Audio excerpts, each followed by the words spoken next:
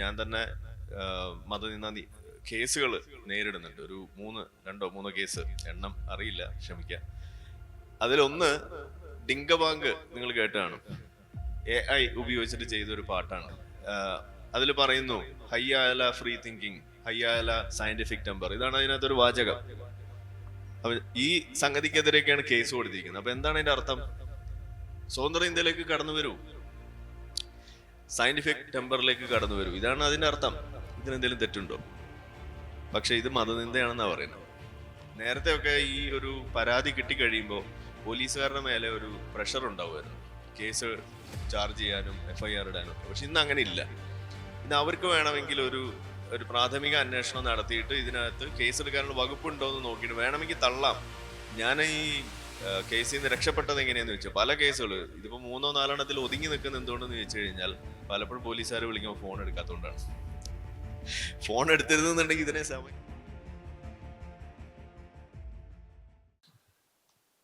നമസ്കാരം. നമ്മൾ ഇന്ന് ഇവിടെ ചർച്ച ചെയ്യാൻ പോകുന്ന വിഷയം മതനിന്ദയുടെ ഭാവി എന്നാണ്. നൂറ്റാണ്ടുകളായി സമൂഹത്തെയും സംസ്കാരത്തെയും അതുപോലെ തന്നെ വ്യക്തികളിലൂടെയും ഒരു വിശ്വാസം രൂപപ്പെടുത്തുന്നതിൽ മതം വഹിച്ചിട്ടുള്ള പങ്ക് ഒരു വലിയ പങ്ക് തന്നെ വഹിച്ചിട്ടുണ്ട് എന്ന് പറയേണ്ടി വരും. എന്നാൽ അതിവേഗം മാറിക്കൊണ്ടിരിക്കുന്ന ഇന്നത്തെ ലോകത്തിൽ മതത്തിന്റെ പ്രസക്തിയും ഭാവിയും സംബന്ധിച്ച് പുതിയ ചോദ്യങ്ങൾ ഉയരുന്നുണ്ട്.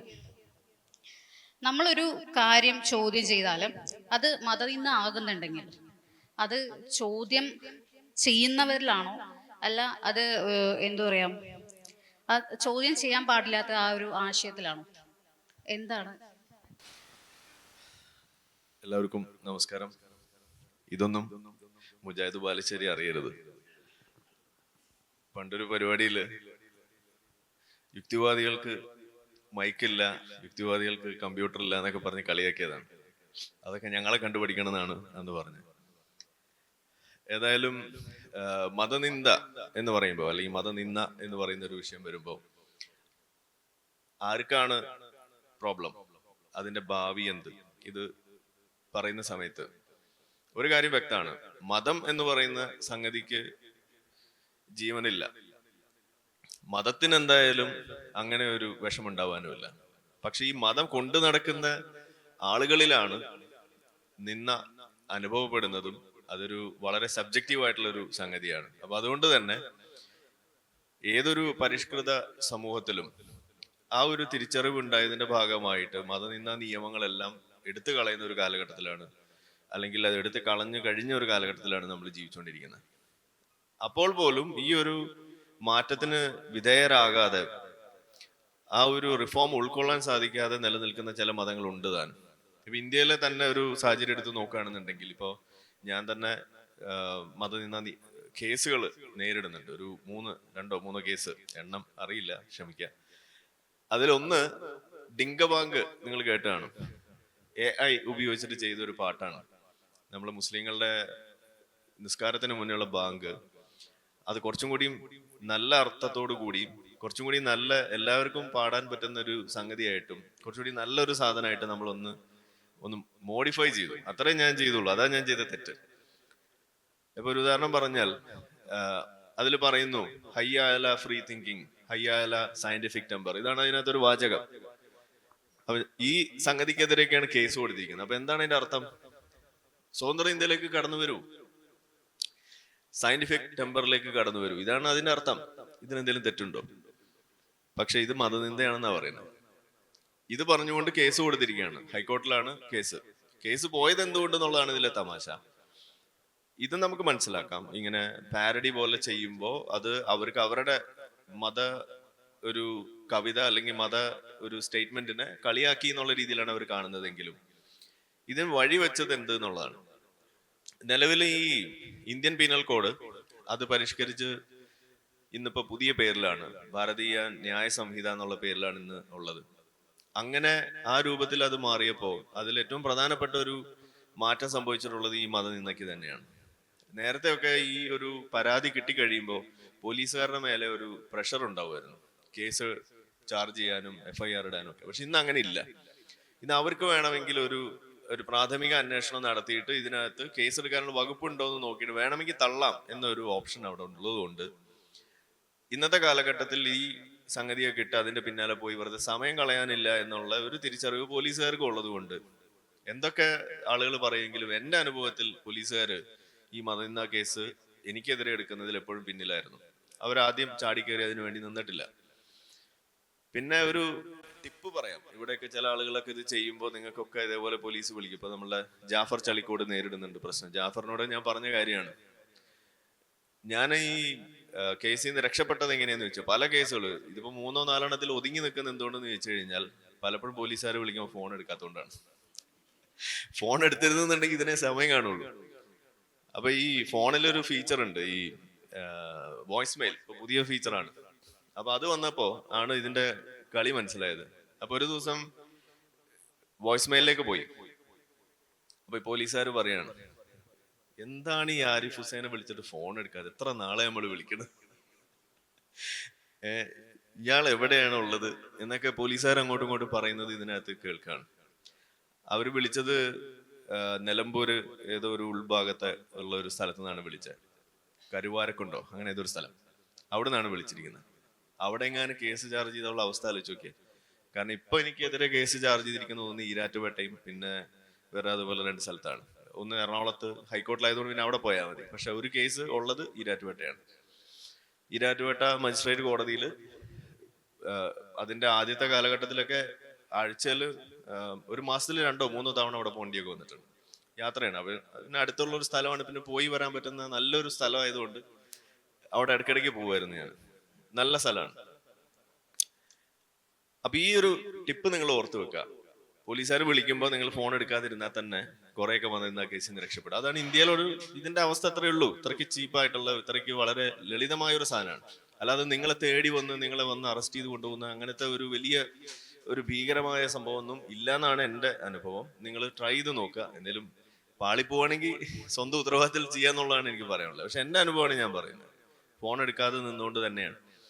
അപ്പൊ ഈ BNS വന്നപ്പോ ഇങ്ങനെ ഒരു സൗകര്യം കൂടി ഉണ്ടായിട്ടുണ്ട്. ഇനി ഇതിന്റെ ഒരു ചരിത്രം കൂടി പറയുകയാണെന്നുണ്ടെങ്കിൽ, ഇന്ത്യയിൽ ഏത് ദൈവത്തെ രക്ഷിക്കാൻ വേണ്ടിയിട്ടാണ് ഈ മതനിന്ദ നിയമം ഇന്ത്യയിൽ വന്നത് എന്നുള്ളതും കൂടി നമ്മൾ പറയണം.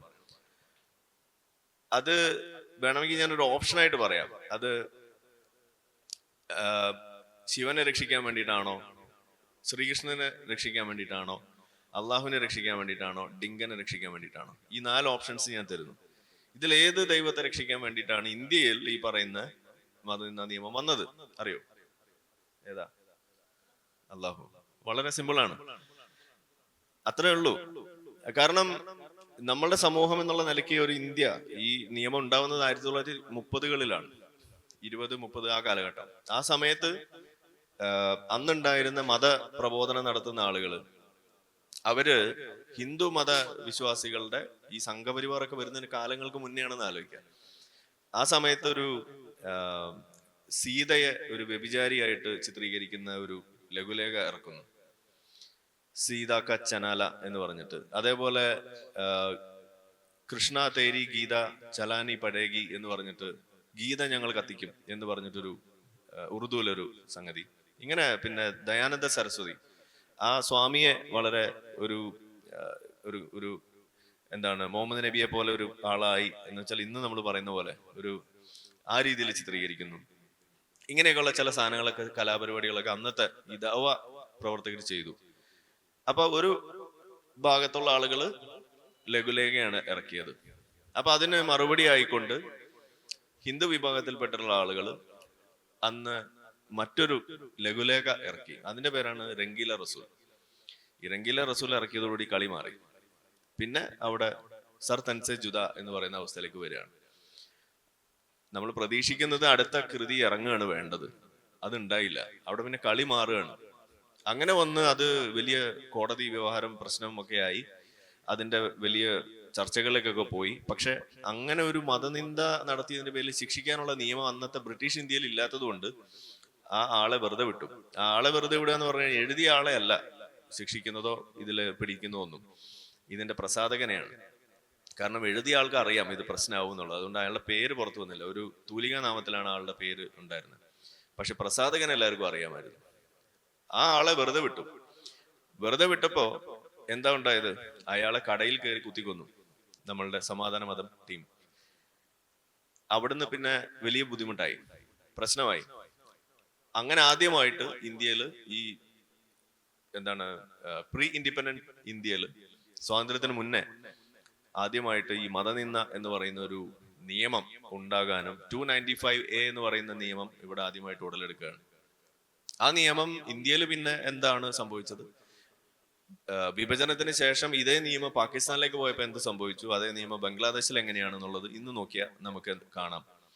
അതായത് വെറുതെ ഒരാൾക്കെതിരെ നിങ്ങൾക്ക് രണ്ട് പേർക്ക് പൈസ കടം ചോദിച്ചു, രണ്ടുപേര് തമ്മിൽ. അവൻ പൈസ തിരിച്ച് തരുന്നില്ല, ഒരു പണി കൊടുക്കണം. എന്താണ് എളുപ്പം ഒരു വഴി? അവൻ മത നിന്ദ നടത്തി എന്ന് പറഞ്ഞിട്ട് കേസ് കൊടുത്താൽ മതി. ഏതുപോലെ ഇപ്പൊ നമുക്കറിയാം, ഈ സ്ത്രീ പീഡന കേസ് കൊടുക്കുന്ന പോലെയും ബലാത്സംഗ കേസ് കൊടുത്ത് ആളുകളെ ഒതുക്കുന്ന പോലെ ഒരു സാധനമാണ് സത്യത്തിൽ പാകിസ്ഥാനിൽ ഈ പറയുന്ന മത നിയമം. ആളുകളെ ഈസി ആയിട്ട് കൊടുക്കാം. ആസിയ ബീബി എന്ന് പറയുന്ന ഒരു സ്ത്രീ നേരിട്ട ഒരു വലിയ ഒരു വിഷയമുണ്ട്. അവര് വെള്ളം കോരുന്നതുമായി ബന്ധപ്പെട്ടുണ്ടായ ഒരു വിഷയമാണ്, പൊതു കിണറിൽ നിന്ന് വെള്ളം എടുക്കുന്നതുമായി ബന്ധപ്പെട്ട്. ആസിയ ബീബി ഒരു ക്രിസ്ത്യൻ വനിതയാണ്. ആ പ്രശ്നത്തിൽ അവരെ കുരുക്കാൻ വേണ്ടിയിട്ട് അന്നത്തെ നാട്ടുകാർ ഉപയോഗിച്ചത് ഇതേ മതനിന്ദ നിയമമാണ്. അത് വലിയൊരു കോളുകളൊക്കെ സൃഷ്ടിച്ച വിധിയാണ്. അതേപോലെ ഒരുപാട് വിധികൾ ഈ അടുത്ത് നമ്മൾ കണ്ടു. അഹമ്മദിയ വിഭാഗം, അഹമ്മദിയ മുസ്ലിങ്ങളെ അറിയാമായിരിക്കുമല്ലോ. അവര് അന്ത്യപ്രവാചകൻ എന്ന കൺസെപ്റ്റിൽ അവർ വിശ്വസിക്കുന്നില്ല. അവർക്ക് ഇപ്പോഴും പ്രവാചകന്മാർ വന്നുകൊണ്ടിരിക്കുകയാണ്, ഓരോ പഞ്ചായത്തിൽ ഓരോ പ്രവാചകനാണ്. അങ്ങനെ വിശ്വസിക്കുന്നുണ്ട് അവരെ അമുസ്ലിം എന്നാണ് പാകിസ്ഥാനിൽ വിശേഷിപ്പിക്കുക. അവരുടെ പാസ്പോർട്ട് എടുത്തു കഴിഞ്ഞാൽ അതിനകത്ത് എഴുതണം നോൺ മുസ്ലിം എന്ന്. ആ ലെവലിലാണ് അവരുടെ ബുദ്ധിമുട്ട്. അത്രയ്ക്ക് മത സൗഹാർദ്ദമാണ്. അപ്പൊ അഹമ്മദിയ വിഭാഗത്തിലുള്ള ആളുകൾക്ക് മതപരിവർത്തനം നടത്താനുള്ള, മത ദഅവ പ്രവർത്തനം നടത്താനുള്ള അവകാശം, അത് സംബന്ധിച്ചൊരു കേസ് വരുന്നു. അതുമായി ബന്ധപ്പെട്ടിട്ട് വിധി പ്രസ്താവിച്ച സുപ്രീം കോടതിയിലെ അവിടുത്തെ ജഡ്ജിനെ അറ്റാക്ക് ചെയ്യാൻ വേണ്ടി ശ്രമിക്കുന്നു. ഇതാണ് പാകിസ്ഥാനിലെ അവസ്ഥ. അതിനും അവർ ഉപയോഗിക്കുന്നത് ഈ പറയുന്ന മതനിന്ദ തന്നെയാണ്. അപ്പൊ അങ്ങനെ നോക്കുമ്പോൾ കൊമ്പും മുള്ളും പല്ലും തേറ്റയും എല്ലാം ഉള്ള ഒരു യഥാർത്ഥത്തിലുള്ള ഒരു നിയമമാണ് സത്യത്തിൽ 295A. ആ 295 പാകിസ്ഥാനിൽ വരുമ്പോൾ 295CO BO അങ്ങനെ എന്തോ ഒരു നമ്പറാണ്. എന്തായാലും സാധനം 295 തന്നെ. ഇന്ത്യയില് ഉത്ഭവിച്ചു എന്ന് പറയുന്ന ഈ നിയമം ഇന്ത്യയില് ഇന്ന് എങ്ങനെയാണ്? നിങ്ങൾ ഫോൺ എടുത്തില്ല എന്നുണ്ടെങ്കിൽ നിങ്ങൾ രക്ഷപ്പെടുന്ന ഒരു നിയമം. അത്രയും ലഘുവായിട്ടുള്ള ഒരു നിയമമായിട്ട് ഇവിടെ നിൽക്കുന്നു. ഇതാണ് അതിന്റെ വ്യത്യാസം എന്ന് പറയുന്നത്. BNSലേക്ക് വന്നപ്പോൾ വീണ്ടും അത് വെള്ളം ചേർക്കപ്പെട്ടു. അപ്പൊ നമ്മുടെ ഇവിടെ എടുത്തു കളഞ്ഞിട്ടില്ല, പക്ഷെ പ്രശ്നം ഉണ്ട്. ഇനി നിങ്ങളെ ഏതെങ്കിലും വിധാന കേസിൽ അകപ്പെട്ടാൽ തന്നെ അതിങ്ങനെ നീണ്ടുപോകും. ഈ ഡിങ്കബാങ്കിനെതിരെയുള്ള കേസ് വന്നത് തന്നെ പോലീസുകാർ കേസ് എടുക്കുന്നില്ല എന്ന് പറഞ്ഞിട്ട് കേസിന് പോയിട്ടാണ്. അതാണ് അതിൽ തമാശ. അല്ലാതെ ഞാൻ നേരിട്ട് അവഹേളിച്ചു എന്നും പറഞ്ഞിട്ടല്ല. അവര് ലോക്കൽ പോലീസ് സ്റ്റേഷനിൽ കേസ് കൊടുത്തു, കംപ്ലൈന്റ് കൊടുത്തു. അവര് കേസ് രജിസ്റ്റർ ചെയ്തില്ല. അപ്പൊ അവര് ജില്ലാ പോലീസ് മേധാവിക്ക് കൊടുക്കുന്നു, അവരും കേസ് എടുത്തില്ല. SP അങ്ങനെ പോയി DGP വരെ എത്തി, അവരും കേസ് കൊടുത്തില്ല. കേസ് എടുക്കാതെ വന്നപ്പോ പോലീസ് കേസ് എടുക്കുന്നില്ല എന്നും പറഞ്ഞിട്ട് ഹൈക്കോടതിയിൽ പോയി. അപ്പൊ ഹൈക്കോർട്ട് ഒരു ഉത്തരവിട്ടു കേസ് എടുക്കണം എന്ന് പറഞ്ഞിട്ട്. ആ കേസാണ് ഇപ്പോൾ അവിടെ നടന്നുകൊണ്ടിരിക്കുന്നത്. ഇനി അവർ തീരുമാനിക്കണം കേസ് എടുക്കണം വേണ്ടി, എന്നിട്ടേ കേസ് എടുക്കുള്ളൂ. അതാണ് ഈ ഇന്ത്യയിലെ മതനിന്ദയുടെ ഇന്നത്തെ അവസ്ഥ. ഇനിയും ഇത് കുറയും. കാരണം ഇതിപ്പോ നമ്മൾ കാണുന്നത്, ഞാൻ എപ്പോഴും ഇതിനെ വിഷ്വലൈസ് ചെയ്യുന്നൊരു പ്രശ്നം എനിക്കുള്ളതുകൊണ്ട് ഞാൻ ഇതിനെ കാണുന്നത്, മതനിന്ദ ഇന്ത്യയിൽ വളരെയധികം നോർമലൈസ് ചെയ്യപ്പെടുന്ന ഒരു കാലഘട്ടം ഉണ്ടാവും. കാരണം അങ്ങനെയുള്ളൊരു കാലം ഇവിടെ ഉണ്ടായിരുന്നു. സിനിമകൾ ഇവിടെ ഉണ്ടായിരുന്നു, നിർമാല്യം പോലെയുള്ള സിനിമകൾ, അല്ലെങ്കിൽ ഇപ്പോൾ ട്രാൻസ് പോലുള്ള മൂവി. അപ്പൊ ഹിന്ദുമതം ക്രിസ്ത്യാനിറ്റി അവിടെ വന്നു കഴിഞ്ഞു. ഇനി ഇസ്ലാമിന്റെ ഊഴമാണ്. അപ്പൊ ഈ ഇസ്ലാം മെരുങ്ങുന്നില്ല. അതായത് ഈ ഒരു എന്താണ് മണിച്ചിത്രത്താഴുള്ള സ്ഥലത്തിന്റെ പേരെന്താണ്? മാടമ്പള്ളിയിലെ യഥാർത്ഥ രോഗി ആരെന്ന് ചോദിച്ചു കഴിഞ്ഞാൽ അത് ഈ ഇസ്ലാം തന്നെയാണ്. അപ്പൊ ആ ഇസ്ലാം, ആ യഥാർത്ഥ രോഗിയായിട്ടുള്ള നാഗവല്ലിയെ നമ്മൾ നേരിട്ട് വിളിച്ചാൽ വരില്ല. അപ്പൊ എന്ത് ചെയ്യും? അവിടെ നമ്മൾ ക്രിസ്ത്യാനിറ്റീനെ പിടിക്കും, ഹിന്ദു മതത്തെ പിടിക്കും. ഇതിനൊക്കെ നമ്മൾ വിമർശിച്ച് അപ്പൊ ഇസ്ലാം അവിടെ നിന്ന് കൈയടിക്കും. അങ്ങനെ നമ്മളിങ്ങനെ ആവാഹിച്ച് ഇങ്ങനെ കളത്തിലേക്ക് കൊണ്ടുവരികയാണ്. ഏതാണ് ഈ കളം എന്ന് ചോദിച്ചു കഴിഞ്ഞാൽ സിനിമയാണ്. ഇതിന്റെ അൾട്ടിമേറ്റ് എന്ന് പറയുന്ന സിനിമയാണ്. ഞാൻ അങ്ങനെ വിശ്വസിക്കുന്നത്. കാരണം സിനിമയിൽ ഒരു സാധനം വന്നു, എന്നിട്ട് അതിനെ നമ്മൾ എക്സ്പോസ് ചെയ്യുന്ന ഒരു അവസ്ഥ ഉണ്ടായാൽ അതിനെ തടയൽ എളുപ്പമല്ല. അങ്ങനെയാണ് ഈ മറ്റു മതങ്ങൾക്കൊക്കെ വലിയ മാറ്റം ഉണ്ടായിട്ടുള്ളത്. ഏതാണ്ട് അതിന്റെ വക്കത്ത് എത്തിക്കഴിഞ്ഞു. ഇപ്പൊ ഇന്ന് ഏതൊരു സിനിമയുടെ ഒരു ക്ലിപ്പ് കറങ്ങി നടക്കുന്നുണ്ട്, ആട് 3. കണ്ടിട്ടുണ്ടോന്ന് അറിയില്ല അല്ലെ? എന്താണ്, ഞാനിപ്പോ കുറുപ്പല്ല, ഞാനിപ്പോ സലാമാണ്, ഇവൻ അന്തറുമാണ് എന്നൊക്കെ പറഞ്ഞിട്ടൊരു സീൻ കണ്ടു. ഞാൻ സിനിമ കണ്ടിട്ടില്ല. അപ്പൊ അതിനകത്ത് പറയുന്നത്, ഇസ്ലാമിലേക്ക് പോയാൽ തല പോവില്ല. തല പോകുന്നതിനേക്കാൾ നല്ലതല്ലേ ശരീരത്തിൽ നിന്നും അല്പം ഒരു തൊലി പോകുന്നത് എന്നാണ് ചോദിക്കുന്നത്. ആ ലെവലിലൊക്കെ സിനിമയിൽ ഇതിനെയൊക്കെ ട്രോളുന്ന അവസ്ഥയിലേക്ക് വന്നിട്ടുണ്ടെങ്കിൽ ഇത് ചെറിയ മാറ്റമല്ല. അങ്ങനെ അറഞ്ചം പറഞ്ചം ഈ മതവിമർശനമൊക്കെ വരുന്നതോടുകൂടി ഇത്ര ഇതിന് ആയുസുള്ളൂ എന്നുള്ള. അപ്പൊ മതനിന്ദയുടെ ഭാവി എന്തെന്ന് ചോദിച്ചു കഴിഞ്ഞാൽ വലിയ ഭാവിയൊന്നുമില്ല. ഇത് വെടി തീരാൻ പോകുന്ന ഒരു സാധനമാണ്. പക്ഷെ ഇതിൽ ഒറ്റ കാര്യമുള്ളൂ, ഇത് എളുപ്പമല്ല.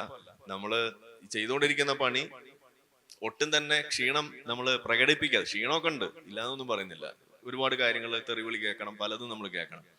പക്ഷെ അത് നമ്മൾ പ്രകടിപ്പിക്കാതെ ഇത് നിരന്തരം ചെയ്താൽ അധികം ഭാവിയൊന്നുമില്ല. കൂടിപ്പോയ ഒരു 5-10 വർഷം, അതിൻ്റെ ഇടയിൽ ഇത് നോർമലാവും.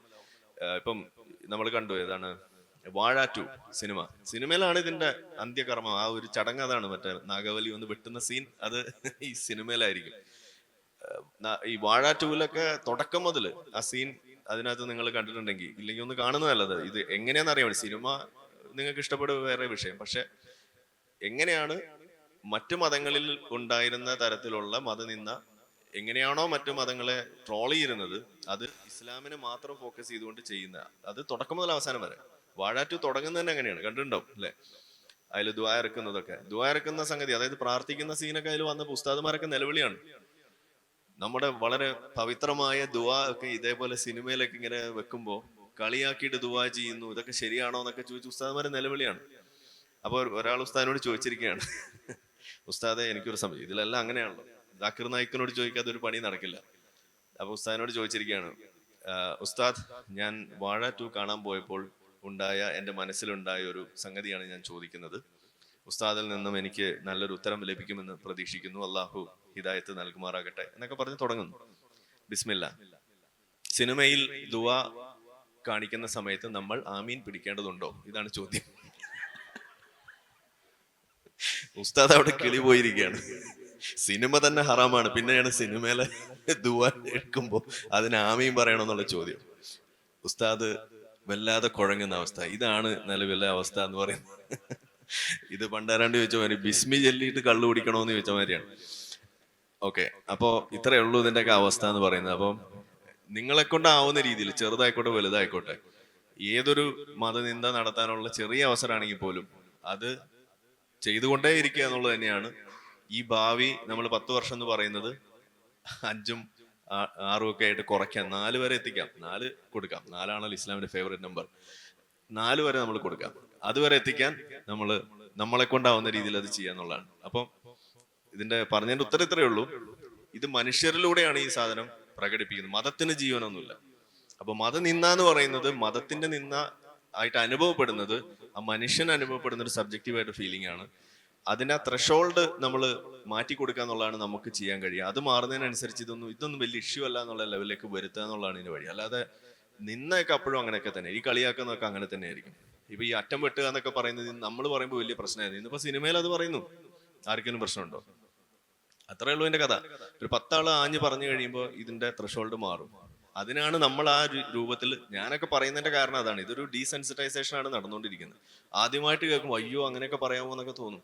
ഒരു 10 തവണ പറഞ്ഞു കഴിയുമ്പോൾ ഇതൊക്കെ കുറെ കേട്ടിട്ടുണ്ട് എന്നുള്ള ലെവലിലേക്ക് മാറും. അപ്പൊ ഇതിനെ ഡീസെൻസിറ്റൈസ് ചെയ്ത് നിങ്ങളൊരു മെഡിക്കൽ ഒരു ആംഗിൾ ഇതിനെ കാണും, ആ ഒരു പെർസ്പെക്റ്റീവിൽ കണ്ടാൽ ഇത് മനസ്സിലാവുള്ളൂ എന്ന് ഞാൻ പറയാം.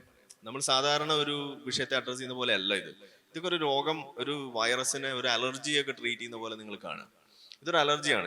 അങ്ങനത്തെ ഒരു ഹൈപ്പർ സെൻസിറ്റിവിറ്റി ഇഷ്യൂ ആയിട്ട് ഇതിനെ കാണുമ്പോൾ കുറെ കൂടി എളുപ്പമാണ്. അപ്പോഴേ ഇത് നമുക്ക് അഡ്രസ് ചെയ്യാൻ പറ്റുള്ളൂ എന്നാണ് എൻ്റെ ഒരു കാഴ്ചപ്പാട്. അതുകൊണ്ടായിരിക്കണം ഞാൻ ചെയ്യുമ്പോൾ അത് കുറെ കൂടി എഫക്റ്റീവ് ആണെന്ന് നിങ്ങൾക്ക് തോന്നിയിട്ടുണ്ടെങ്കിൽ അതിന്റെ കാരണം അതാണ്. കാരണം ഞാൻ അങ്ങനെ ഇതിനെ കാണുന്നത്.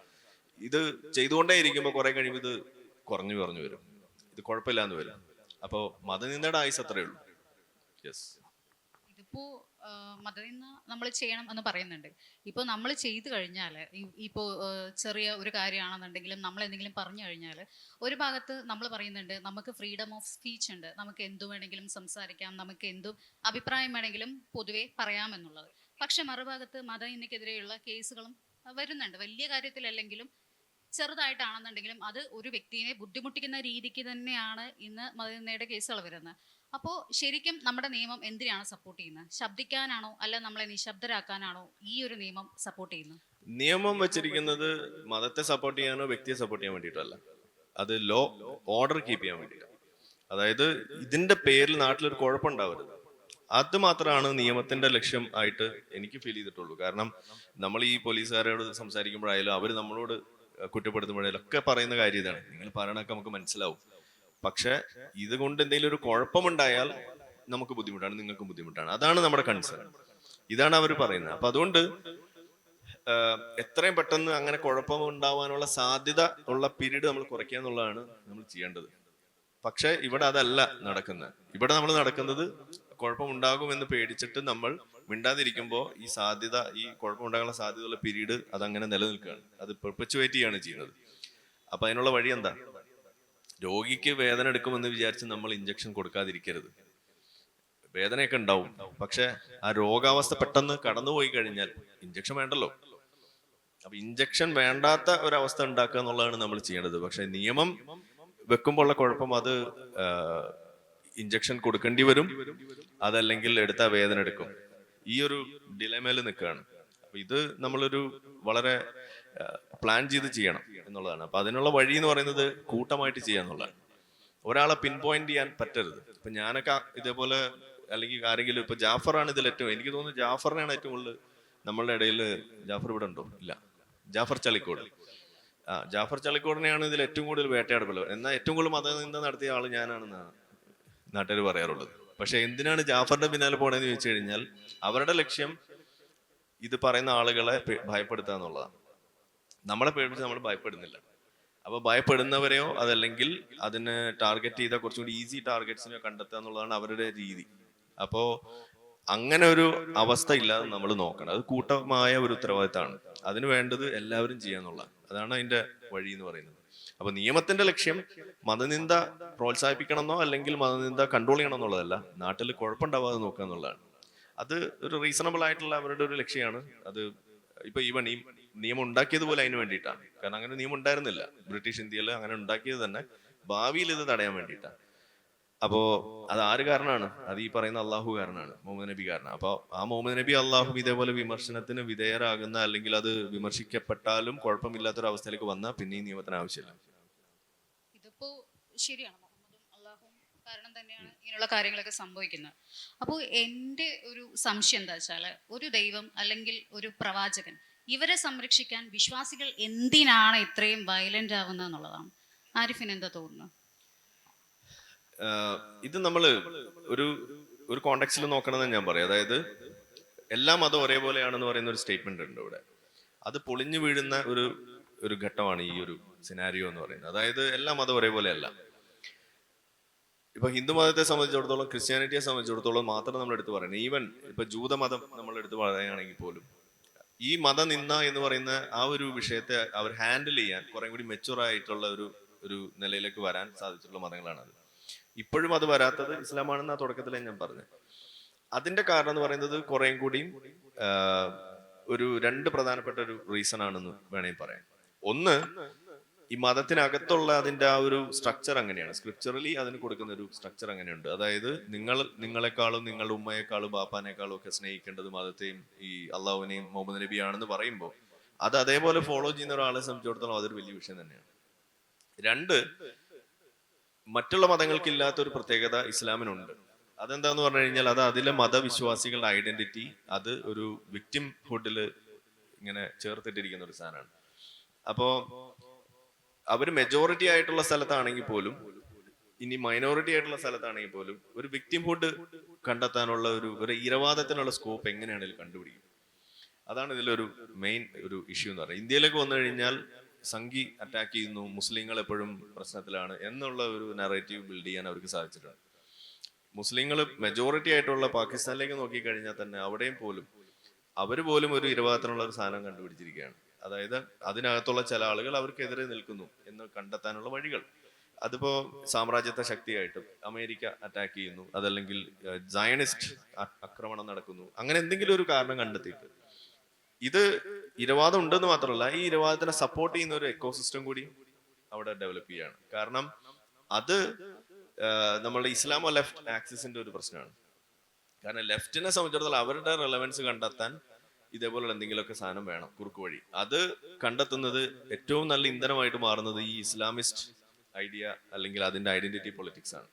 ഇത് രണ്ടും കൂടി ചേരുമ്പോൾ അവർക്കും ഒരു സിംബയോട്ടിക് റിലേഷൻ ഉള്ളതുകൊണ്ട് അതിലൊരു ഗുണമുള്ളതുകൊണ്ട് അവരത് നന്നായിട്ട് ചെയ്യുമ്പോൾ സത്യത്തിൽ ഇവിടെ തടയപ്പെടുന്നത് ഇതിനകത്തുള്ള റിഫോമിസ്റ്റ് ആയിട്ടുള്ള ശബ്ദങ്ങളാണ്. അങ്ങനെ വരുന്ന സമയത്ത് സ്വാഭാവികമായിട്ടും വിശ്വാസികൾക്ക് ഒരിക്കലും ആ അതിൽ പറയുന്ന ഇൻസ്ട്രക്ഷൻസിന് മുകളിലേക്ക് വളരാനുള്ള സാധ്യത അത് എളുപ്പമല്ല, അത് മറികടക്കുക എന്ന് പറയുന്നത്. അപ്പോൾ സ്വാഭാവികമായിട്ട് അവർ അതിൻ്റെ ആ റിയാക്ഷൻസ് അവർ കാണിച്ചുകൊണ്ടേയിരിക്കും. അതാണ് ഇവിടെ സംഭവിക്കുന്നത്. അപ്പൊ ഇത് മാറില്ല എന്നല്ല പറയുന്നത്. മാറുന്നത് എങ്ങനെയെന്ന് പറഞ്ഞു കഴിഞ്ഞാൽ മറ്റുള്ള മതങ്ങളിലും മറ്റു സമൂഹത്തിലും ആളുകളും പിന്നെ സ്വന്തം മതത്തിൽ നിന്നുള്ള ആളുകൾ ഇത് ചെയ്യുന്നത് കുറെയൊക്കെ കാണുമ്പോൾ ഇത് പതിയെ പതിയെ ഇങ്ങനെ ശോഷിച്ചു പോകും. അതിങ്ങനെ അട്രീഷൻ സംഭവിക്കും. അതാണ് ഇതിന്റെ വഴി എന്ന് പറയുന്നത്. അപ്പൊ എന്തുകൊണ്ട് ഇതിങ്ങനെ സംഭവിക്കുന്നു എന്ന് ചോദിച്ചു കഴിഞ്ഞാൽ വിശ്വാസികൾ ഇങ്ങനെ ചെയ്യുന്നത് ഈ രണ്ട് കാരണം കൊണ്ടാണ്. അതായത് ഒന്ന് ഈ പറയുന്ന മതത്തിലെ ഇൻസ്ട്രക്ഷൻ, രണ്ട് ഇവർ കൊണ്ടു നടക്കുന്ന ഇരവാദത്തിൽ ഊന്നിയിട്ടുള്ള ആ ഒരു വിക്ടിം നറേറ്റീവ് ഉണ്ട്. ആ നറേറ്റീവിന് കിട്ടുന്ന ഒരു പൊതു സ്വീകാര്യത, ഇത് രണ്ടും കൂടി വരുമ്പോൾ ഇവർക്ക് ഈ സാധനത്തിൽ നിന്ന് പുറത്ത് കിടക്കുക എന്ന് പറയുന്നത് എളുപ്പമല്ലാതായി മാറുകയാണ്. അതാണ് അതിലൊരു വിഷയമായിട്ട് എനിക്ക് തോന്നിയിട്ടുള്ളത്. ഇപ്പോൾ നമ്മൾ മതനിന്ദ എന്ന് പറയുമ്പോൾ മതത്തിനെ നിന്ദിക്കല് മാത്രമല്ല, മതം പറഞ്ഞിട്ടുള്ള ആ ഒരു ഇൻസ്ട്രക്ഷൻസ് അല്ലെങ്കിൽ നിയമങ്ങൾ പാലിച്ചില്ലെങ്കിലും മതനിന്ദ വരുന്നുണ്ട്. ഇപ്പോൾ നാട്ടിൽ നോക്കുകയാണെന്നുണ്ടെങ്കിൽ നിലവിൽ MDMA കേസുകളിൽ പ്രതികൾ ആക്കപ്പെട്ടിട്ടുള്ള ഒരു പ്രത്യേക മതത്തിലെ ആളുകളുടെ പേരുകൾ നമ്മൾ ഒരു ലോക്കൽ സ്റ്റേഷനും ഒരു വിവരാവകാശം വെച്ച് എടുക്കുകയാണെന്നുണ്ടെങ്കിൽ ഏറ്റവും കൂടുതൽ ആളുകളും ഈ ഒരു മതത്തിൽ നിന്നുള്ള ആളുകളാണ്. അപ്പോൾ ഇത് യുവതലമുറ ഒരു ലഹരിക്ക് അടിമപ്പെടുന്നുണ്ട് എന്നുള്ള ഒരു സത്യം തന്നെയാണ്. പക്ഷെ എന്നാലും അത് ചെയ്യുമ്പോൾ ഇങ്ങനെയുള്ള MDMA കേസുകളിലൊക്കെ ഇവർ പ്രതികളായിട്ട് വരുന്ന സമയത്ത് ഇത് മതനിന്ദ അവരിൽ നിന്ന് ഇതുപോലെ MDMA കേസുകളിൽ പ്രതികളാക്കപ്പെടുന്ന ഈ യുവാക്കളിൽ നിന്ന് തുടങ്ങുന്നു. അല്ലെങ്കിൽ യുവാക്കൾ രണ്ടുപേരും ഉണ്ട്. ഇസ്ലാം എന്നൊക്കെ ഒരുപാട് യുവാക്കളെയൊക്കെ നമ്മൾ റീസെൻ്റ്ലി പൊക്കിയിട്ടുണ്ടായിരുന്നു. അപ്പോൾ അതിൻ്റെയൊക്കെ കാര്യങ്ങൾ നമ്മൾ ന്യൂസ് പേപ്പർ അനലൈസ് ചെയ്ത് തന്നെ മനസ്സിലാവും എത്രത്തോളം കേസുകൾ ഉണ്ട് എന്നുള്ളത്. ഇതിൽ കൂടുതൽ വേണമെന്നുണ്ടെങ്കിൽ നമുക്കൊരു വിവരാവകാശം കൊടുക്കാം. അപ്പോൾ ഇവരിൽ നിന്ന് തുടങ്ങുന്നു മതനിന്ദയുടെ ഭാവി എന്ന് ഞാൻ പറയുകയാണെന്നുണ്ടെങ്കിൽ അത് ആരിഫിന് എത്രത്തോളം ഉൾക്കൊള്ളാനായിട്ടോ അല്ലെങ്കിൽ അക്സെപ്റ്റ് ചെയ്യാൻ പറ്റും? എന്ന് വെച്ചാൽ മതനിന്ദ ഒഴിവാക്കാൻ എല്ലാ വിശ്വാസികളും MDMA കൊടുത്ത് കിടത്തണം എന്നാണ് ഉദ്ദേശിച്ചത്. കടത്തുന്നുണ്ട്, ചെയ്യുന്നുണ്ട്, അതിൽ പ്രതികളാവുന്നുണ്ട്. ലഹരി നമുക്ക് ഇസ്ലാമില് ലഹരി ഭൂമിയിൽ നമുക്ക് നിഷിദ്ധമാണ്. നമുക്കിതൊക്കെ സ്വർഗത്തിലേ ഉള്ളൂ. അപ്പൊ അങ്ങനെ ഇരിക്കുകയാണെന്നുണ്ടെങ്കിൽ ഭൂമിയിൽ നിഷിദ്ധമാക്കപ്പെട്ട ലഹരി ഇവിടെ ഉപയോഗിക്കുമ്പോൾ അത് മതത്തിനെ നിന്ദിച്ചു. ആ ഒരു നിയമം അവർ അക്സെപ്റ്റ് ചെയ്യുന്നില്ല. അവരത് അതിനെതിരെയാണ് പ്രവർത്തിച്ചിരിക്കുന്നത്. അപ്പോൾ ഇത് ചെയ്യുമ്പോൾ അങ്ങനെയുള്ള യുവാക്കളും ഈ മതനിന്ദയുടെ ഭാവി അവരിൽ നിന്ന് തുടങ്ങുന്നു എന്നൊരു സ്റ്റേറ്റ്മെന്റ് ആണ്. ഓ അങ്ങനെ, അതിനോട് ഞാൻ യോജിക്കുന്നില്ല. അത് വേറെ തന്നെ ഒരു ഇല്ലീഗൽ ആയിട്ടുള്ള ഒരു ഇഷ്യൂ ആണ്. അതിനെ ഒരു ക്രിമിനൽ ആക്ടിവിറ്റി ആയിട്ട് നമ്മൾ കണ്ട് അതിനെ ആ രീതിയിൽ ഹാൻഡിൽ ചെയ്യേണ്ടതാണ്. അതിനോടൊപ്പം തന്നെ അതിനൊരു ബിഹേവിയറൽ ആംഗിൾ ഉണ്ട്. അതിന് ഈ ഡ്രഗ് അബ്യൂസ് എന്ന് പറയുന്ന ഒരു വിഷയം, അത് വേറെ തന്നെ ഒരു വിഷയമാണ്. പക്ഷെ അതിൽ ഞാൻ കാണുന്നത് അതായത് പറഞ്ഞത് ഇങ്ങനെ എടുക്കാം വേണമെങ്കിൽ, അതായത് ആളുകൾ മതം കൂടുതൽ എടുക്കാതെ ഇരിക്കുന്നതിന്റെ ഒരു റിഫ്ലക്ഷൻ ആയിട്ട് ഇതുപോലുള്ള കുറ്റകൃത്യങ്ങൾ കൂടുതൽ ചെയ്യുന്നതിൽ ഈ മതത്തിൽപ്പെട്ട വിശ്വാസികൾ വരുന്നു എന്നുള്ള രീതിയിൽ വേണമെങ്കിൽ എടുക്കാം. പക്ഷെ അവിടെയും ഒരു പ്രശ്നമുണ്ട്. ഈ ലഹരി എന്ന് പറയുന്ന സാധനം ഇപ്പം ഇസ്ലാമിന്റെ കണ്ണില് കള്ള് ഹറാമാണെന്ന് എല്ലാവരും പറയും. ഏതൊരു വിശ്വാസിയെ വിളിച്ച് ചോദിച്ചു കഴിഞ്ഞാൽ ആദ്യം പറയും ആൽക്കഹോൾ ഹറാമാണ് എന്ന് പറയും. പക്ഷെ ഈ ലഹരിയുടെ വിഷയം വരുന്ന സമയത്ത് അങ്ങനെ ഒരു ഇൻസ്ട്രക്ഷൻ കിട്ടുന്നില്ല. കാരണം അറിയാം അന്ന് ലഹരി ഇല്ല എന്നുള്ളതാണ് അതിന് പറയുന്ന ഒരു റീസൺ. പക്ഷെ എന്നാൽ പോലും ലഹരി വസ്തുക്കൾ, ഇൻടോക്സിക്കൻ്റ് ആയിട്ടുള്ള സാധനങ്ങളൊക്കെ ഹറാമാണെന്നുള്ളത് തന്നെയാണ് അവർ അതിനകത്ത് പറയാറുള്ളത്. പക്ഷെ ഇതിൽ സംഭവിക്കുന്നത് എന്താ പറഞ്ഞു കഴിഞ്ഞാൽ രണ്ട് രീതിയിൽ ഈ ലഹരി ഇസ്ലാമിൽ നിലനിൽക്കുന്നുണ്ട്. ഒന്ന് ഇതിന്റെ ഡീലിംഗ് സംബന്ധിച്ചത്, ഇതൊരു കച്ചവടം എന്നുള്ള രീതിയിലൊരു പ്രശ്നം അതവിടെ നിൽക്കുന്നുണ്ട്. ഇത് നമ്മൾ പറയുമ്പോഴാണ് പ്രശ്നം വരുന്നത്. KT ജലീൽ ഒരിക്കൽ പറഞ്ഞു ഈ സ്വർണ്ണക്കള്ളക്കടത്ത് അതുപോലെ തന്നെ ലഹരി അതിന്റെ കാര്യങ്ങൾ എടുക്കുമ്പോൾ ഏറ്റവും കൂടുതൽ പിടിക്കപ്പെടുന്നത് നമ്മുടെ സ്വന്തം സമുദായത്തിൽ നിന്നാണെന്നാണ് KT ജലീൽ പറഞ്ഞത്. കേട്ടിട്ടുണ്ടാവും. അതിന് MLA ആയിട്ടുള്ള KT ജലീൽ കൊടുക്കുന്ന അതിന്റെ മറുമരുന്ന് എന്താ?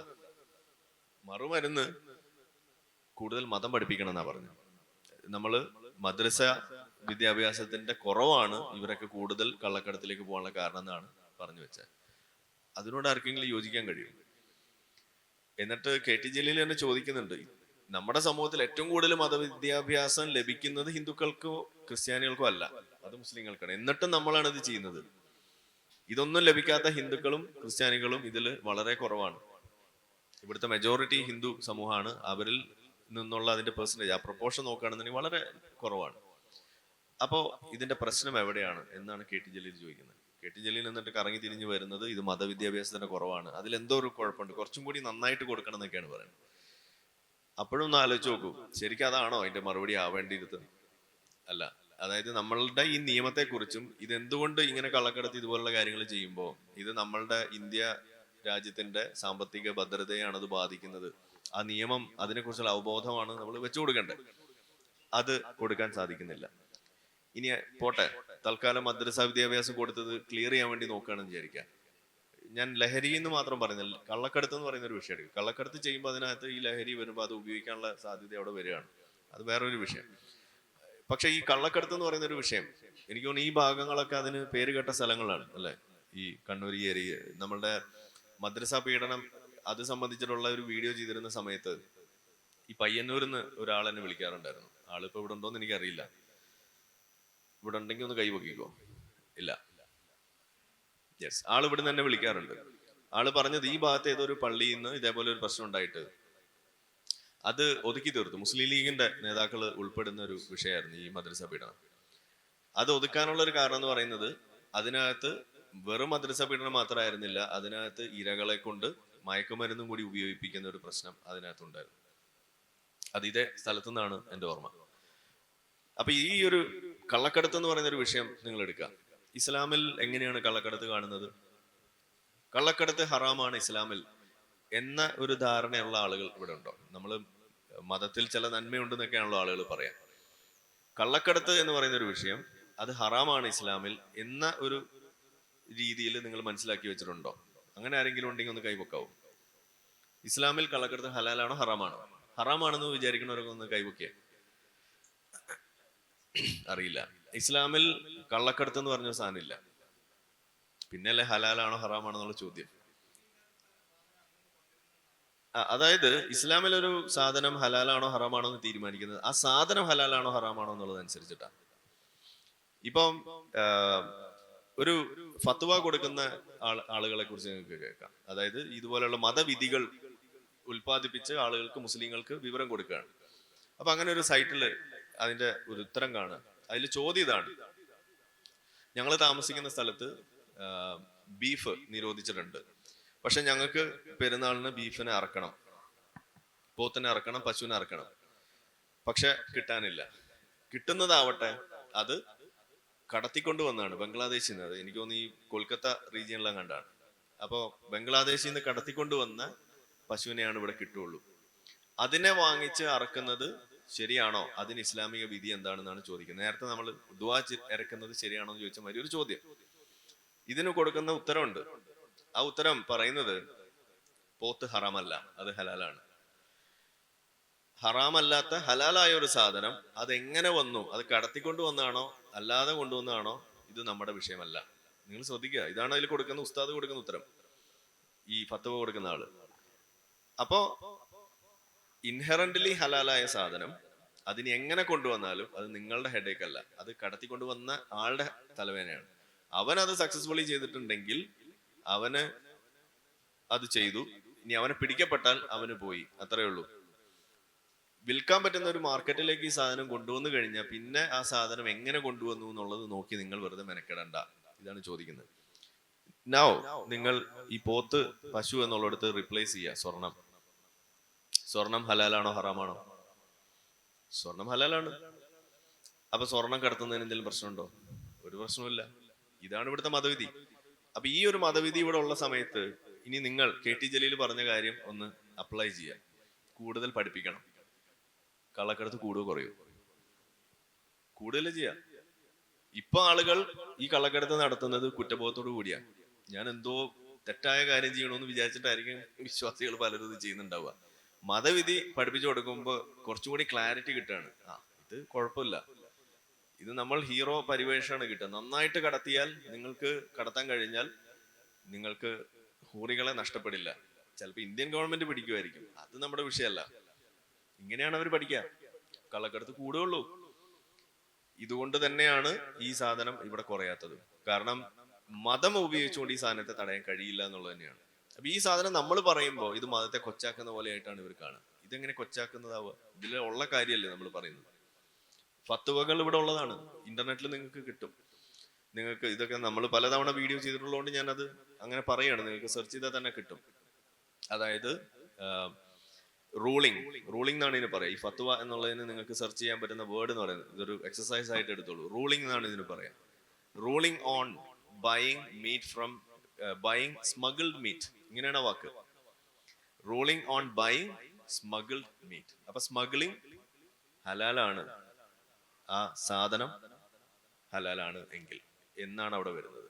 നിങ്ങൾക്ക് ആർക്കും വേണമെങ്കിൽ പരിശോധിക്കാം, ആ റൂളിംഗ് നിങ്ങൾക്ക് വായിക്കാം, നിങ്ങൾക്ക് മാഷാ അല്ലാഹ് പറയാം. ഓക്കെ. ഇതിപ്പോ എൻ്റെ ഒരു ഡൗട്ടാണ്. ആക്ച്വലി നമ്മൾ മതവിദ്യാഭ്യാസം കുറവുള്ളത് കൊണ്ടാണ് ഇങ്ങനെയൊക്കെ ചെയ്യുന്നത്. മതം കുറച്ചുകൂടെ പഠിപ്പിച്ചിരുന്നെങ്കിൽ ചെയ്യില്ല എന്ന് വിശ്വാസികൾ വിശ്വസിക്കുന്നു.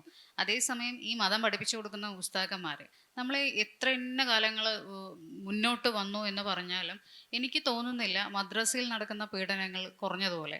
അപ്പോൾ ഇങ്ങനെ ഒരു മാതൃകാപരമായിട്ടൊരു നിയമം മദ്രസ പീഡനങ്ങൾ നടത്തുന്ന ഉസ്താദന്മാർക്ക് അല്ലെങ്കിൽ ഇങ്ങനെ ചെയ്യുന്നവർക്കെതിരെ കൊണ്ടുവരണം എന്ന് നമ്മൾ ആലോചിക്കുകയാണെന്നുണ്ടെങ്കിൽ ആരിഫിന് ഏത് രീതിക്കുള്ള ഒരു സജഷൻ ആയിരിക്കും ഇതിന് തരാനായിട്ട് കഴിയാം? മദ്രസ പീഡനം കുറയ്ക്കാൻ ആ ഇത് നമ്മൾ കൂലങ്കുഷമായിട്ട് ആലോചിക്കേണ്ട കാര്യം പോലും ഇല്ലാന്ന് ഞാൻ പറയും. കാരണം ഇത് ഓൾറെഡി ഇവിടുത്തെ ഇതിപ്പോ പയ്യന്നൂര്, കാസർഗോഡ് അവിടുത്തെ SP ഒരിക്കൽ ഒരു റൂൾ ഇറക്കിയിരുന്നു, ഒരു ഓർഡർ ഇറക്കിയിരുന്നു, ഒരു ഉത്തരവ്. ഓക്കെ, ആ ഉത്തരവ് പബ്ലിഷ് ചെയ്ത് വരുമ്പോ തന്നെ അതിനിട്ട പേരെന്താണ്? വിവാദ ഉത്തരവ് എന്നാണ്. ആരാ വിവാദം ഉണ്ടാക്കിയത്? നമ്മൾ തന്നെയാണ്. എന്താണ് അതിൽ പറയുന്നത്? ഏറ്റവും പ്രധാനം നമ്മൾ പറയുന്ന ഒറ്റ കാര്യം എന്ന് പറയുന്നത്, ഉസ്താദിനെ നിയമിക്കുന്ന സമയങ്ങളിൽ ഓരോ മഹല്ല് കേന്ദ്രീകരിച്ചിട്ടുള്ള പള്ളികൾ കേന്ദ്രീകരിച്ചിട്ടുള്ള അവിടുത്തെ മദ്രസകളിൽ ഒരാള് അപ്പോയിന്റ് ചെയ്യുന്ന സമയത്ത് അയാൾ ബാക്ക്ഗ്രൗണ്ട് ചെക്ക് നടത്തണം. ഇതാണ് അതിൽ പറയുന്നത്. ഇത് മാത്രമാണ് SP പറഞ്ഞുള്ളൂ. ആ ഉത്തരവ് പിൻവലിപ്പിച്ചു വരും. ഒന്ന് ആലോചിച്ച് നോക്കാം.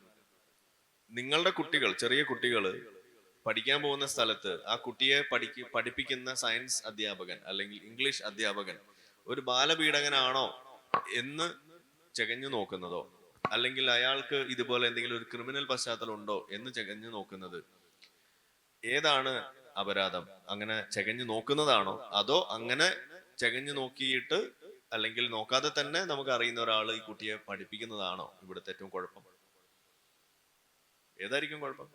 അങ്ങനെ ഒരു ആള് വന്ന് ആ ആളുടെ മുന്നിലേക്ക് കുട്ടിയെ വെച്ചു കൊടുക്കുന്നതല്ല ഇവിടുത്തെ പ്രശ്നം. നിങ്ങൾക്ക് തോന്നുന്നുണ്ടോ വിദേശ രാജ്യങ്ങളിൽ ഈ തരത്തിലുള്ള ഒരു സാധനം അവിടെ നടപ്പിലാക്കുന്നത്? അവിടെയൊക്കെ പോയിട്ടുള്ള ആളുകൾക്ക് അറിയാൻ പറ്റുമായിരിക്കും. അവിടെ നടക്കുന്ന ഒരു റുട്ടീനായിട്ടുള്ള സംഗതിയാണ് ബാക്ക്ഗ്രൗണ്ട് ചെക്ക് എന്ന് പറയുന്നത്. ഈ ബാക്ക്ഗ്രൗണ്ട് ചെക്ക് നടക്കണം എന്നാണ് നമ്മളും പറയുന്നത്. അതാണ് കാസർഗോഡ് SP പറഞ്ഞത്. പക്ഷെ ആ വിധി, ആ ഉത്തരവ് പിൻവലിപ്പിച്ചു. അത് പിൻവലിപ്പിച്ചത് SDPIക്കാരാണ്. അതിന് പിന്തുണ കൊടുത്തത് ഇവിടുത്തെ മാധ്യമം പത്രമാണ്. അതിന് പേരിട്ട് കൊടുത്തത് മാധ്യമമാണ്, വിവാദ ഉത്തരവ്. ഇതാണ് ഇവിടുത്തെ ഒരു അവസ്ഥ.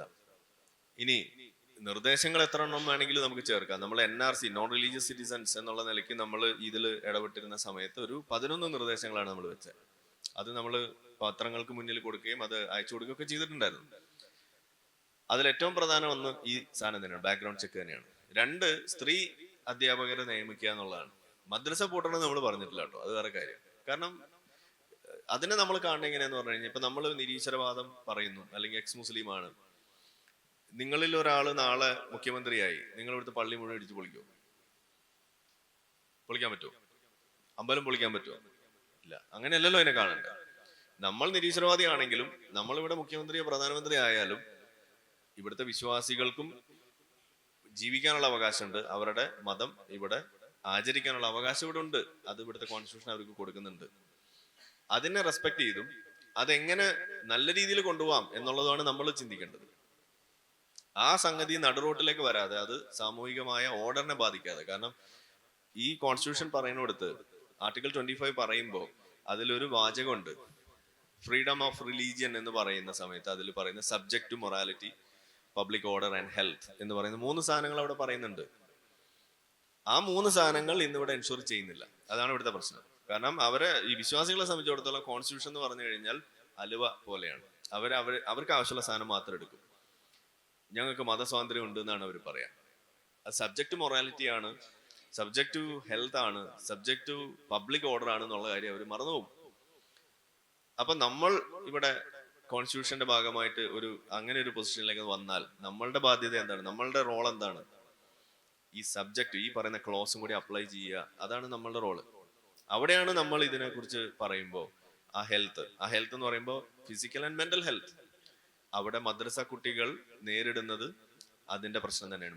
മോറൽ ഇഷ്യൂ ആണ് അവരിവിടെ ഫേസ് ചെയ്യുന്നത്. അതുപോലെയുള്ള മറ്റു പല, ഇപ്പൊ നോയ്സ് പൊല്യൂഷന്റെ കാര്യം വരുമ്പോൾ അതൊരു പബ്ലിക് ഓർഡറിനെ അത് അഫക്ട് ചെയ്യുന്നു, ഹെൽത്തിനെ അഫക്ട് ചെയ്യുന്നു. അവിടെയാണ് നമ്മളുടെ പങ്ക് വരുന്നത്. അവിടെ നമ്മൾ പറഞ്ഞു ഇതുപോലെ സ്ത്രീ അധ്യാപകരെ നിയമിക്കണം, CCTV ക്യാമറ വെക്കണം, രാത്രിയിലുള്ള മദ്രസ പഠനം അവസാനിപ്പിക്കണം, അസമയത്തുള്ള മദ്രസ പഠനങ്ങൾ അവസാനിപ്പിക്കണം, ഓൺലൈൻ ക്ലാസ്സുകൾ കൂടുതൽ പ്രോത്സാഹിപ്പിക്കണം. ഓൺലൈൻ ക്ലാസ് വന്നതോടുകൂടിയാണ് കേട്ടോ മദ്രസ കൂടുതൽ പൊളിയാൻ തുടങ്ങി. കാരണം അതിനകത്ത് എന്താ പഠിപ്പിക്കണം എന്നുള്ളത് ഓൺലൈനിൽ വരാൻ തുടങ്ങി. മതം വിട്ടവനെ കൊല്ലണം എന്ന് പഠിപ്പിക്കുന്നതൊക്കെ ഓൺലൈനിൽ വന്നപ്പോഴാണ് നമ്മൾ അറിയുന്നത്. അങ്ങനെയുള്ള സാധനങ്ങൾ വന്നിട്ടുണ്ട്. അതേപോലെ മറ്റു പല നിർദ്ദേശങ്ങൾ നമ്മൾ വെച്ചു. 11 നിർദ്ദേശങ്ങളാണ് നമ്മൾ അന്ന് വെച്ചത്. ആ 11 എണ്ണത്തിൽ പലതും ഇന്ന് ചെയ്യുന്നതായിട്ട് നമ്മൾ കാണുന്നു. ഇന്ന് പല മദ്രസകളിലും CCTV ക്യാമറ വെച്ചിട്ടുണ്ട്. പല സ്ഥലങ്ങളിലും വനിതാ അധ്യാപകരെ നിയമിക്കുന്ന അവസ്ഥയിലേക്ക് എത്തിയിട്ടുണ്ട്. ഇതിലൊക്കെ ഏറ്റവും വലിയ തമാശ എന്ന് പറയുന്നത് പല മാതാപിതാക്കളും ഇതൊന്നും ഇല്ലെങ്കിൽ ഞങ്ങളെ കുട്ടീനെ വിടില്ല എന്ന് പറയുന്ന അവസ്ഥയിലേക്ക് എത്തിയിട്ടുണ്ട്. ഈ 2 എഫക്റ്റും കൂടി അവിടെ വന്നപ്പോൾ സ്വാഭാവികമായിട്ട് നമ്മൾ കഴിഞ്ഞ വർഷമാണ്, അതിന് മുന്നത്തെ വർഷമാണ് കണ്ടു. എന്താ കണ്ടത്? മദ്രസയിൽ വിദ്യാർത്ഥികളെ കിട്ടാനില്ല എന്ന് പറഞ്ഞിട്ടുള്ള സമസ്തയുടെ നിലവിളിയും ഇവിടെ പുറത്തേക്ക് വന്നിട്ടുണ്ട്. അപ്പൊ കുട്ടികളുടെ എണ്ണം മദ്രസകളിൽ കുറയുന്നു. അതിന് കാരണം നമ്മൾ മാത്രമാണെന്നല്ല, മൊത്തത്തിൽ കുട്ടികളുടെ എണ്ണം കുറയുന്നു. അതുകൊണ്ടുള്ള ഒരു കുറവുണ്ട്. ഇനി ഉള്ളതിൽ തന്നെ ആളുകൾ, മാതാപിതാക്കൾ മദ്രസയിലേക്ക് അയക്കുന്നതും കുറഞ്ഞു വരുന്നു. പ്രത്യേകിച്ച് സ്കൂൾ വിദ്യാഭ്യാസത്തിന് കൂടുതൽ പ്രാമുഖ്യം കൊടുക്കാൻ അവർ തന്നെ തയ്യാറാവുന്നതിന്റെ ഭാഗമായിട്ട് അങ്ങനെ ഒരു മാറ്റം, വലിയ മാറ്റം, നല്ല മാറ്റം അത് സംഭവിക്കുന്നുണ്ട്. അപ്പോൾ മദ്രസയിലേക്ക് കുട്ടികളെ അയക്കുന്ന കുട്ടികളുടെ എണ്ണം കുറയുന്നു എന്നുള്ളത് നമ്മൾ പറയുന്നതല്ല, അവർ തന്നെ അഡ്രസ്സ് ചെയ്യുന്ന, അവർ തന്നെ ഒരു പരാതിയായിട്ട് പറയുന്ന ഒരു കാര്യമാണ്. അതിന് പ്രത്യേക സ്ക്വാഡ് ഉണ്ടാക്കി വീടുകൾ തോറും കയറി ഇറങ്ങിയിട്ട് ഓരോ വീട്ടിലും എത്ര കുട്ടികളുണ്ട്, എത്ര പേരെ മദ്രസയിൽ വിടുന്നുണ്ടെന്ന് കണക്കെടുക്കുന്ന അവസ്ഥയിലേക്ക് വരെ ഇന്ന് ഈ മഹലുകളിൽ ഒരു പ്രശ്നം അരങ്ങേറുന്നുണ്ട്. അതിലാണ് ഇപ്പൊ ഇന്ന് അവർ ഏർപ്പെട്ടിരിക്കുന്നത്. അത്രമാത്രം രൂക്ഷമായിട്ടുള്ള ഒരു പ്രോബ്ലം ആയിട്ട് മദ്രസയിൽ ഇത് മാറിക്കഴിഞ്ഞിട്ടുണ്ട്. അതൊരു നല്ല കാര്യമാണ്, നമുക്ക് അഭിമാനിക്കാവുന്ന ഒരു കാര്യമാണെന്നാണ് ഞാൻ പറയാം. Thank you. എനിക്കുണ്ടായ ഒരു അനുഭവത്തിനെ കുറിച്ച് പറയാം. അപ്പൊ അതിന് ഇപ്പോഴത്തെ നിലവിലെ കേരളത്തിലെ ടോട്ടൽ ഒരു ഇസ്ലാം കമ്മ്യൂണിറ്റീനെ ബേസ് ചെയ്തിട്ട് ഒരു അഭിപ്രായം ആരിഫിന്റെ സൈഡിൽ നിന്ന് പറയണം. അപ്പോൾ എൻ്റെ ഫാമിലി നല്ലൊരു വിഭാഗം ആളുകളും തമിഴ്നാട് ബേസ് ചെയ്തിട്ടാണ്. ഈവൻ തമിഴ്നാട് SDPI പോലെയുള്ള പാർട്ടികളിൽ ഉന്നത സ്ഥാനത്തിരിക്കുന്ന ആളുകൾ വരെ നമ്മുടെ ഫാമിലിയിലുണ്ട്. അപ്പോൾ റീസെൻ്റ്ലി കഴിഞ്ഞൊരു 4-5 ഡേയ്സ് മുന്നേ വീട്ടിൽ എൻ്റെ വീഡിയോസ് കണ്ടിട്ട് ആളുകൾ വന്നിട്ടുണ്ടായിരുന്നു. എൻ്റെ അടുത്ത് ഡയറക്റ്റായിട്ടൊന്നും പറയാൻ തന്നെ ഇവർക്ക് എന്തില്ല, വോയിസ് ഇല്ല. അപ്പോൾ ഉമ്മാനെ പേടിപ്പിച്ചത് ഇങ്ങനെ പറഞ്ഞിട്ടാണ്, ലൈക്ക് ഇത് ഇപ്പോൾ തമിഴ്നാട്ടിലെ ആയിരുന്നത് എന്ന് വെച്ചിട്ടുണ്ടെങ്കിൽ വെട്ടിക്കൊന്ന് പണി നോക്കിയിട്ടുണ്ടാവും. ഇതൊന്നും ഇവിടെ ഇവളുടെ ഈ പരിപാടി ഒരുപാട് ചെയ്യാനായിട്ട് സമ്മതിക്കാൻ പാടില്ല. ഇപ്പോൾ എനിക്കൊരു ലൈഫിലൊരു സിറ്റുവേഷൻ ഉണ്ടായ സമയത്ത് ഞാൻ ഒറ്റയ്ക്കാണ് ഇതെല്ലാം ഓവർകം ചെയ്തത്. എൻ്റെ ഫാമിലി ആയിക്കോട്ടെ, ഈ പറയുന്ന ആളുകൾ ആരും തന്നെ ഇത് ഓവർകം ചെയ്യാനോ ഇത് എന്താണെന്ന് അന്വേഷിക്കാനോ ആരും തന്നെ വന്നിട്ടുണ്ടായിരുന്നില്ല. അപ്പോൾ നമ്മളൊരു സ്റ്റാൻഡ് എടുത്തു. ഇപ്പോൾ ഏറ്റവും കൂടുതൽ ഞാൻ മതത്തിനെ പഠിക്കാൻ എനിക്കൊരു ഇൻട്രസ്റ്റ് വന്നത് തന്നെ നമ്മളുടെ സർക്കാസം വീഡിയോസ്, ഇപ്പോൾ ആരിഫിൻ്റെ ആണെന്നുണ്ടെങ്കിലും ഷോർട്സ്, ഇതൊക്കെ കണ്ടതിന് ശേഷമാണ് മതം കൂടുതൽ പഠിച്ചത്. അപ്പോൾ ഇന്നത്തെ കേരളത്തിൽ ഇവർ ഈ പറയുന്ന പോലെ തമിഴ്നാട്ടിൽ ഇത് പോസിബിൾ ആണ്. കാരണം നമ്മുടെ ലിറ്ററസി റേറ്റ് വളരെ കുറവാണ് തമിഴ്നാട്ടിൽ. ഈവൻ അതൊരു കമ്പയർ ടു ഒരു മുസ്ലിം ഒരു കമ്മ്യൂണിറ്റീനെ വെച്ച് നോക്കുകയാണെന്നുണ്ടെങ്കിൽ നമ്മുടെ കേരളത്തിൽ ഇന്ന് ഇത് നടപ്പാവും എന്ന് തോന്നുന്നുണ്ടോ? ആ, ഇപ്പൊ എന്നെ കൊല്ലുന്നാണ് പറഞ്ഞത്. ലിറ്ററസി റേറ്റും ഈ മത നിന്നയും അതുപോലെ മതഭീകരതയും ഇതിൻ്റെയൊക്കെ ഒരു രീതി നിങ്ങൾ നോക്കുകയാണെന്നുണ്ടെങ്കിൽ, നമ്മൾ ഏറ്റവും വലിയ തീവ്രവാദി, ഇസ്ലാം മത തീവ്രവാദി എന്ന് പറയുമ്പോൾ നിങ്ങളുടെ മനസ്സിലേക്ക് വരുന്ന ആളുകളെ നിങ്ങൾ എടുക്കുക. ഓക്കെ, ഒസാമ ബിൻ ലാദൻ വന്നോ നിങ്ങളുടെ മനസ്സിലേക്ക്? ഒസാമ ബിൻ ലാദൻ നിരക്ഷരനായിരുന്നു. നിരക്ഷരനായ ഒരു മതഭീകരവാദി ആരെന്ന് ചോദിച്ചു കഴിഞ്ഞാൽ അത് ആ കൂടി മുഹമ്മദ് നബി ഉണ്ടാവുള്ളൂ കേട്ടോ. അത് വേറെ ആരും കാണില്ല.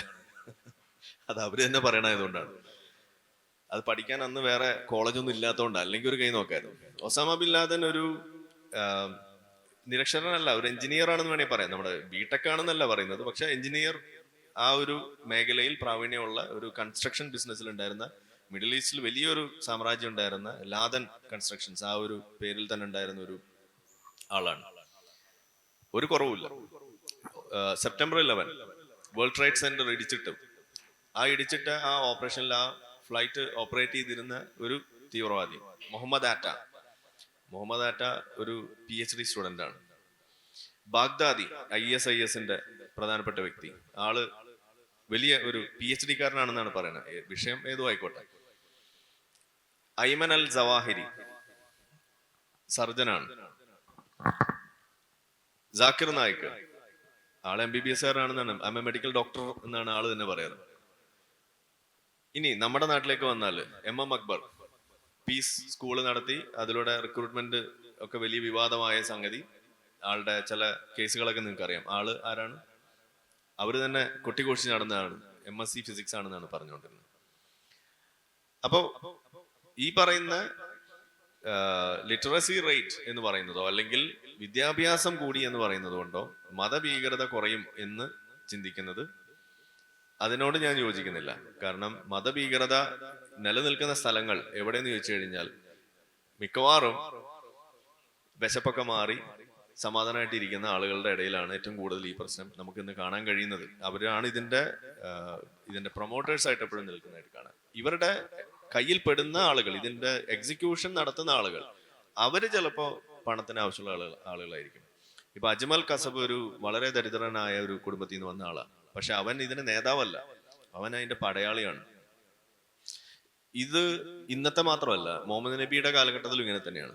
മുഹമ്മദ് നബീന്റെ വിഷയങ്ങളൊക്കെ നടക്കുന്നത് ഒരു ഹദീസിൽ ഉള്ളൊരു സംഗതി, ഒരു ഇൻസ്റ്റൻസ് പറയുന്നത്, മുഹമ്മദ് നബിയെ കുറിച്ച് അറിഞ്ഞിട്ട് ഒരു നാട്ടിൽ നിന്ന് കുറച്ച് ആളുകൾ വന്നിട്ട് അന്വേഷിക്കുകയാണ്. അവരന്വേഷിക്കുന്നത് ഇങ്ങനെ ഒരു ആളെ കുറിച്ച് നമ്മൾ കേട്ടു, ഇത് സത്യമാണോ എന്നറിയാൻ വേണ്ടിയിട്ട് വരികയാണ്. അപ്പൊ അവരുടെ മനസ്സിലൊരു ധാരണയുണ്ട്. അതായത് ഒരു പ്രവാചകൻ എന്ന് പറഞ്ഞുകൊണ്ട് ഒരാൾ നിൽക്കുന്നു, അയാളുടെ കൂടെയുള്ള കുറെ ആളുകൾ ഇവരുടെ സ്വഭാവം വെച്ചുകൊണ്ട് ഇത് ശരിയാണോ തെറ്റാണോ എന്ന് ഇതിനെ ഒരു ജഡ്ജ്മെന്റ് നടത്തുന്ന ഒരു രീതി, അതാണ് ആ ഹദീസ്. അതിൽ ഇവര് ലാസ്റ്റ് പറയുന്ന കൺക്ലൂഷൻ ഇതാണ്: ഇങ്ങനെയാണെങ്കിൽ ഇത് ശരിയാകാനേ സാധ്യതയുള്ളൂ എന്ന് പറഞ്ഞാണ് അത് കൺക്ലൂഡ് ചെയ്യുന്നത്. എങ്ങനെയാണെങ്കിൽ അതാണ് അതിലെ ഹൈലൈറ്റ്. അതിൽ അവർ കണ്ടെത്തിയ ഫീച്ചേഴ്സ് എന്ന് പറയുന്നത്, ഒന്ന്, പ്രവാചകൻ എന്ന് അവകാശപ്പെടുന്ന മുഹമ്മദ് നബി ദരിദ്രനാണ്. രണ്ട്, കൂടെയുള്ള ആളുകൾ അവരും ദരിദ്രരാണ്. ഇത് രണ്ടും കൂടി ചേരും. ഇതെല്ലാം ധനികരായിരുന്നു വിചാരിക്കുക. അങ്ങനെയാണെന്നുണ്ടെങ്കിൽ ഇത് പ്രവാചകനാകാനുള്ള സാധ്യത കുറവാണെന്നാണ് അവർ തന്നെ സമ്മതിക്കുന്നത്. അപ്പൊ ഈ ദാരിദ്ര്യം ഇവിടെ ഉണ്ട്, കൂടെയുള്ള ആളുകൾക്കും ദാരിദ്ര്യമുണ്ട്, അതുകൊണ്ട് ഇത് ശരിയാകാനാണ് സാധ്യത എന്ന് പറഞ്ഞ് ഇവർ പോകുന്നു. ഇനി ഈ പറയുന്ന ദാരിദ്ര്യം ഉണ്ടെന്ന് അവർ പറയുമ്പോൾ ഇതിന്റെ നമ്മൾ കാണുന്ന വശം എന്താണ്? ഈ ദാരിദ്ര്യം തന്നെയായിരുന്നു ഇവരുടെ കൊള്ളകൾക്ക് ഉള്ള മോട്ടീവ്. കാരണം ഇവർ നടത്തിയിരുന്നത്, നമ്മൾ യുദ്ധം എന്നൊക്കെ നമ്മൾ മദ്രസയെ വിളിക്കും, സത്യത്തിൽ ഇവർ നടത്തിയിരുന്നത് കൊള്ളയാണ്. ബദർ കൊള്ള, അതേപോലെ ഓരോ യുദ്ധവും നിങ്ങൾ എടുത്ത് നോക്കിക്കഴിഞ്ഞാൽ എല്ലാം കൊള്ളയാണ്. സ്വത്തുകൾ പിടിച്ചെടുക്കുക, അത് വീതം വെക്കുക, 5-1 പടച്ചോനെ കൊടുക്കുക, ഇതൊക്കെയാണ് അവിടെ നടന്നുകൊണ്ടിരുന്നത്. അപ്പൊ ഇത് ദരിദ്രരായതുകൊണ്ടല്ലേ ഇത് ചെയ്യുന്നത്? ധനികര അംബാനി പോയിട്ട് കൊള്ളയടിക്കും നിങ്ങൾ വിചാരിക്കണ്ടോ? ഇല്ല. പക്ഷെ ഇതിന് സമ്പത്തിന് ആവശ്യമുള്ള ആളുകൾ ഇത് ചെയ്യും. ഇതാണ് നമ്മൾ കണ്ടുകൊണ്ടിരുന്നത്. അപ്പൊ അന്ന് മുതൽ ഇന്നും നമ്മൾ എടുത്ത് നോക്കുകയാണെന്നുണ്ടെങ്കിൽ ഇതിന്റെ ഇപ്പൊ ഈ റീസെന്റ് വന്ന ഒരു റിപ്പോർട്ട്, ഗ്ലോബൽ ടെറർ ഇൻഡെക്സ്, അതിനകത്ത് അവർ മെൻഷൻ ചെയ്യുന്നുണ്ട് ഇതേ കാര്യം. അതായത് തീവ്രവാദത്തിലേക്ക് ആകൃഷ്ടരാകുന്ന യങ്സ്റ്റേഴ്സ് ആയിട്ടുള്ള ആളുകൾ, അവരുടെ സ്വഭാവം എന്ന് പറയുന്നത് ഫാമിലി ഡിസ്കോർഡ്സ്, അവരുടെ വീട്ടിലെ സാഹചര്യങ്ങൾ, പാരന്റ്സ് സെപ്പറേറ്റഡ് ആവുന്നു, അതല്ലെങ്കിൽ അതുപോലെയുള്ള ഇഷ്യൂസ്, പഠിക്കാൻ വേണ്ട സൗകര്യങ്ങൾ ലഭിക്കാതെ വരുന്നതിന്റെ ഭാഗം ഡ്രോപ്പ് ഔട്ട്സ് ആയിട്ടുള്ള ആളുകൾ, ഇങ്ങനെയുള്ള കുറെ സാഹചര്യങ്ങൾ, ആന്റൈ സോഷ്യൽ ആകാനുള്ള സാധ്യതകൾ, അത് തന്നെയാണ് തീവ്രവാദത്തിലേക്ക് ഇവരെ ഡ്രൈവ് ചെയ്തിരിക്കുന്നത്. പോവർട്ടി തന്നെയാണ് ഒരു കാരണം എന്നാണ് ഇവരെ കണ്ടെത്തിയിരിക്കുന്നത്. പക്ഷെ ഇതെല്ലാം പടയാളികളായിട്ട് വരുന്ന ആളുകളുടെ കാര്യമാണ് പറയുന്നത്, എക്സിക്യൂട്ട് ചെയ്യുന്ന ആളുകളുടെ. ഇതിന്റെ നേതാക്കളെല്ലാം തന്നെ വെൽ ഫണ്ടഡ് ആണ്. അതിന്റെ പിന്നിൽ ഖത്തറും അതുപോലെ മറ്റു പല രാജ്യങ്ങളും തന്നെയാണ്. ഇപ്പൊ ഹമാസിന്റെ തന്നെ ചിത്രങ്ങൾ ഇപ്പൊ പുറത്തേക്ക് വരുന്നു, അവരവിടെ നടത്തിക്കൊണ്ടിരിക്കുന്നതുമായി ബന്ധപ്പെട്ടിട്ട്. അതിൽ ഏറ്റവും കൂടുതൽ കേൾക്കുന്ന ഒരു കാര്യമാണ് സെക്ഷൽ എക്സ്പ്ലോയിറ്റേഷൻ ആണ് അവിടെ നടന്നുകൊണ്ടിരിക്കുന്നത്. അതായത് നിങ്ങൾക്ക് ഭക്ഷണം വേണോ, നിങ്ങൾക്ക് നിങ്ങളുടെ ദൈനംദിന സംഗതികൾ വേണോ, നിങ്ങളുടെ കുടുംബത്തിൽ നിന്നും നിങ്ങളുടെ കുട്ടികളെ ഞങ്ങൾക്ക് റിക്രൂട്ട് ചെയ്യാൻ അനുവദിക്കണം, അതുപോലെ നിങ്ങൾ സ്ത്രീകളെ വിട്ടുതരണം എന്നുള്ള അവസ്ഥയിലേക്ക് വരെ കാര്യങ്ങൾ വരുമ്പോൾ ഇതാണ് ഹമാസ് അവിടെ ചെയ്തുകൊണ്ടിരിക്കുന്നത്. അപ്പൊ ഈ ജീവിക്കാൻ വകുപ്പില്ലാത്ത ആളുകളെ ചൂണ്ടയിട്ട് പിടിച്ചുകൊണ്ട് തീവ്രവാദത്തിന് വേണ്ടി ഉപയോഗിക്കുക, ആളെ കൂട്ടുക. കാരണം പടയാളികളില്ലെങ്കിൽ ഇതൊന്നും നിലനിൽക്കില്ല. ഇതിനു വേണ്ടി തന്നെയാണ് ഇവിടെ പലപ്പോഴും നിൽക്കുന്നത്. ഇനി നമ്മുടെ നാട്ടിൽ നിന്നും ISIക്ക് വിവരങ്ങൾ ചോർത്തി കൊടുത്തു എന്ന് പറഞ്ഞുകൊണ്ട് ഇപ്പൊ നമ്മളൊരു കാര്യം പറയുമ്പോൾ ഉടനെ വരും കുറെ ആളുകൾ വന്നിട്ട് എന്താണ് സുശീൽ കുമാർ പിടിക്കപ്പെട്ടു, ചാരപ്രവൃത്തി ചെയ്തു, അല്ലെങ്കിൽ രാജു പോയി, ഇങ്ങനെ കുറെ ഹിന്ദു പേരുകൾ കൊണ്ടുവന്നിട്ട് പറയും. ഇതിനെക്കുറിച്ച് എന്താ ഒന്നും പറയത്തെന്ന് ചോദിക്കും. ഈ പിടിക്കപ്പെടുന്ന ആളുകൾ രണ്ട് രീതിയിലാണ് പലപ്പോഴും ഉണ്ടാകുന്നത്. ഇവരും ദാരിദ്ര്യം തന്നെയാണ് ഇവരുടെയും പ്രശ്നം. ഇവർക്കും വേണ്ടത് പണം തന്നെയാണ്. രണ്ട് മറ്റ് ട്രാപ്പുകളാണ്, ഹണി ട്രാപ്പ്, അതുപോലെയുള്ള പല ട്രാപ്പുകൾ. ആ തരത്തിലുള്ള ബ്ലാക്ക് മെയിലിങ്ങിലൂടെ ഇവരെ ഇതിനകത്തേക്ക് കൊണ്ടുപോകുന്നു. അവിടെയും പ്രശ്നം ഇത് തന്നെയാണ്. അപ്പൊ നമ്മൾ ശ്രദ്ധിക്കണം ഇതുപോലുള്ള സാധനങ്ങൾ വരുന്ന സമയത്ത്. അപ്പൊ അതില് വിദ്യാഭ്യാസം ഉണ്ട് എന്നതിന്റെ പേരിൽ സേഫ് ആണെന്ന് വിചാരിക്കരുത്. ഇപ്പൊ ഞാനും എൻ്റെ വീട്ടിലും വലിയ വിദ്യാഭ്യാസമുള്ള പ്രിൻസിപ്പാളും HM ഒക്കെ ആയിരുന്നു നമ്മുടെ വീട്ടിലെ വാപ്പയമ്മയൊക്കെ. എന്നിട്ടാണ് നമ്മൾ ഈ അവസ്ഥയിൽ. അപ്പോ അതൊന്നും ഒരു ഇൻസുലേഷൻ ആണെന്ന് ഞാൻ പറയുന്നില്ല. പിന്നെ പൊതുവായിട്ടുള്ള എൻ്റെ ഒരു സംഗതി, ഇത് എല്ലാ കാലത്തൊന്നും ആവശ്യം വരുന്നു എനിക്ക് തോന്നുന്നില്ല. ഇപ്പൊ തന്നെ കുറെ മാറ്റം വന്നിട്ടുണ്ട്. അത് ഞാൻ ആലോചിക്കാറുണ്ട്. ഇപ്പം നമ്മളൊക്കെ പറയുന്ന പോലെ പറയുന്ന ഒരു രീതിയിൽ ഒരാൾ മുന്നേ ഉണ്ടായിരുന്നുണ്ടെങ്കിൽ എനിക്ക് ഇത്രയും ഫേസ് ചെയ്യേണ്ടി വരില്ലായിരുന്നു. കാരണം ഇന്ന് കുറെ ആളുകൾ ഇത് ഇത്രയൊന്നും ഫേസ് ചെയ്യാതെ തന്നെ അവർക്ക് കുറേം കൂടി എളുപ്പം പുറത്തേക്ക് കടക്കാൻ പറ്റുന്നുണ്ട്. കുറച്ചും കൂടി കഴിഞ്ഞാൽ അവർക്ക് ഇനിയും എളുപ്പമാവും. കാരണം ഇതിങ്ങനെ ട്രാൻസിഷൻ സംഭവിച്ചുകൊണ്ടേയിരിക്കുകയാണ്. ആ മാറ്റമുണ്ട്, ട്രാൻസ്ഫോർമേഷൻ ഉണ്ട്. അപ്പൊ ഇപ്പോൾ ഉള്ളത് ഒരു ട്രാൻസിഷൻ സ്റ്റേജിലാണ്. വളരെ റിജിഡായിട്ടുള്ള ഒരു സംഗതിയിൽ നിന്ന് ലൂസ് ആയിക്കൊണ്ടിരിക്കുന്ന ഒരു സ്റ്റേജാണ്. ലൂസ് ആയി കഴിഞ്ഞാൽ പിന്നെ ഇത് ഈസിയാണ്. ഇതൊന്നും ഇത്ര വലിയ പ്രശ്നമൊന്നും ഉണ്ടാവില്ല. പിന്നെ ഇതിന് ഒരു മീഡിയ അറ്റൻഷൻ ഒക്കെ വളരെ എളുപ്പം കിട്ടും അങ്ങനെയൊക്കെ വന്നു കഴിഞ്ഞാൽ. പക്ഷെ ഇപ്പൊ അതല്ല സംഭവിക്കുന്നത്. അപ്പൊ അതുകൊണ്ട് ഈ ഒരു ട്രാൻസിഷൻ സ്റ്റേജിൽ എൻ്റെ ഒരു ഒപ്പീനിയൻ എന്ന് പറയുന്നത്, നമ്മൾ ഫൈനാൻഷ്യലി ഇൻഡിപെൻഡന്റ് ആയി നമ്മളുടെ ഒരു ഓൺ ഡൊമൈൻ നമുക്ക് കീപ്പ് ചെയ്യാൻ പറ്റുന്ന ഒരു വേറൊരു സ്ഥലത്ത് പോയിട്ടോ എവിടെയൊക്കെ ചെയ്യാൻ പറ്റുന്ന, അവരെ ഡിപ്പെൻഡ് ചെയ്യാത്ത രീതിയിൽ ഒക്കെ നിൽക്കുന്ന ഒരു സ്ഥലത്താണെന്നുണ്ടെങ്കിൽ ആണ് ഇത് ചെയ്യാൻ ഏറ്റവും സേഫ്. ഇപ്പൊ എനിക്കിത് ചെയ്യാൻ പറ്റുന്നത് എന്തുകൊണ്ടാന്ന് പറഞ്ഞാൽ ഞാൻ വീട്ടിൽ നിന്ന് മാറി നിൽക്കുന്നതുകൊണ്ടും കൂടിയാണ്. വീട്ടിൽ നിന്നുകൊണ്ടാണ് ഇത് ചെയ്യുന്നതെന്നുണ്ടെങ്കിൽ ഇത് എളുപ്പമല്ല. കാരണം എന്നെ അന്വേഷിച്ച് പല ആളുകളും വീട്ടിൽ ചെന്നിട്ടുണ്ട്. അവരവിടെ ചെല്ലുമ്പോൾ നിങ്ങൾ ശ്രദ്ധിച്ചിട്ടുണ്ടാവും, അവര് ഞാൻ തന്നെ പ്രൊജക്ട് ചെയ്യുന്നത് എന്താണ്, അവർ എന്റെ ശത്രുവായിട്ട് തന്നെയാണ് ഞാനും പ്രൊജക്ട് ചെയ്തുള്ളത്. കാരണം അത് തുറന്ന് പറയുന്നത് എന്തിനു വേണ്ടിയിട്ടാ, ഇല്ലെങ്കിൽ അവർ അറ്റാക്ക് ചെയ്യപ്പെടും. അതാണ് അവരുടെ പ്രശ്നം. അങ്ങനെ ഒരു വിഷയം ഇതിനകത്തുണ്ട്. അപ്പോ ഫാദർ മദറൊക്കെ എനിക്ക് എതിരെയാണ് എന്നുള്ള സംഗതി ഞാൻ ഒളിപ്പിച്ചു വെച്ചാൽ എന്താണ് സംഭവിക്കുക, എനിക്ക് കിട്ടാനുള്ളത് അവർക്ക് കിട്ടും. അതിനുണ്ടാവുക അല്ലേ? അപ്പോ അവര് നമുക്ക് എതിരാണെന്ന് കണ്ടതുകൊണ്ട് എന്താ ഇവിടെ സംഭവിച്ചത്? ഉമ്മ മരിച്ച സമയത്ത് നിങ്ങൾ കണ്ടു, ഈ ലോകത്ത് ഒരു ഉമ്മാക്ക് പോലും ഇങ്ങനെ ഒരു ഭാഗ്യം ഉണ്ടായിട്ടുണ്ടാവില്ല. ഇവിടുത്തെ എല്ലാ മുസ്ലിങ്ങളും ഉമ്മാക്ക് വേണ്ടി പ്രാർത്ഥിക്കല്ലായിരുന്നു. ആ അവസ്ഥയിലേക്കാണ് അത് എത്തിയത്. തിരിച്ചായിരുന്നുണ്ടെങ്കിൽ ഒന്ന് വിചാരിച്ചു നോക്കി, എന്തായിരിക്കും ഒരു പറയാ, ഇങ്ങനെ ഒരു സാധനത്തിനെ പ്രസവിച്ചിട്ട് തള്ള ചത്തു, നന്നായി എന്നല്ലേ ഒരു പറയാ. ഇതിപ്പോ നേരെ തിരിച്ചല്ല ഉണ്ടായത്.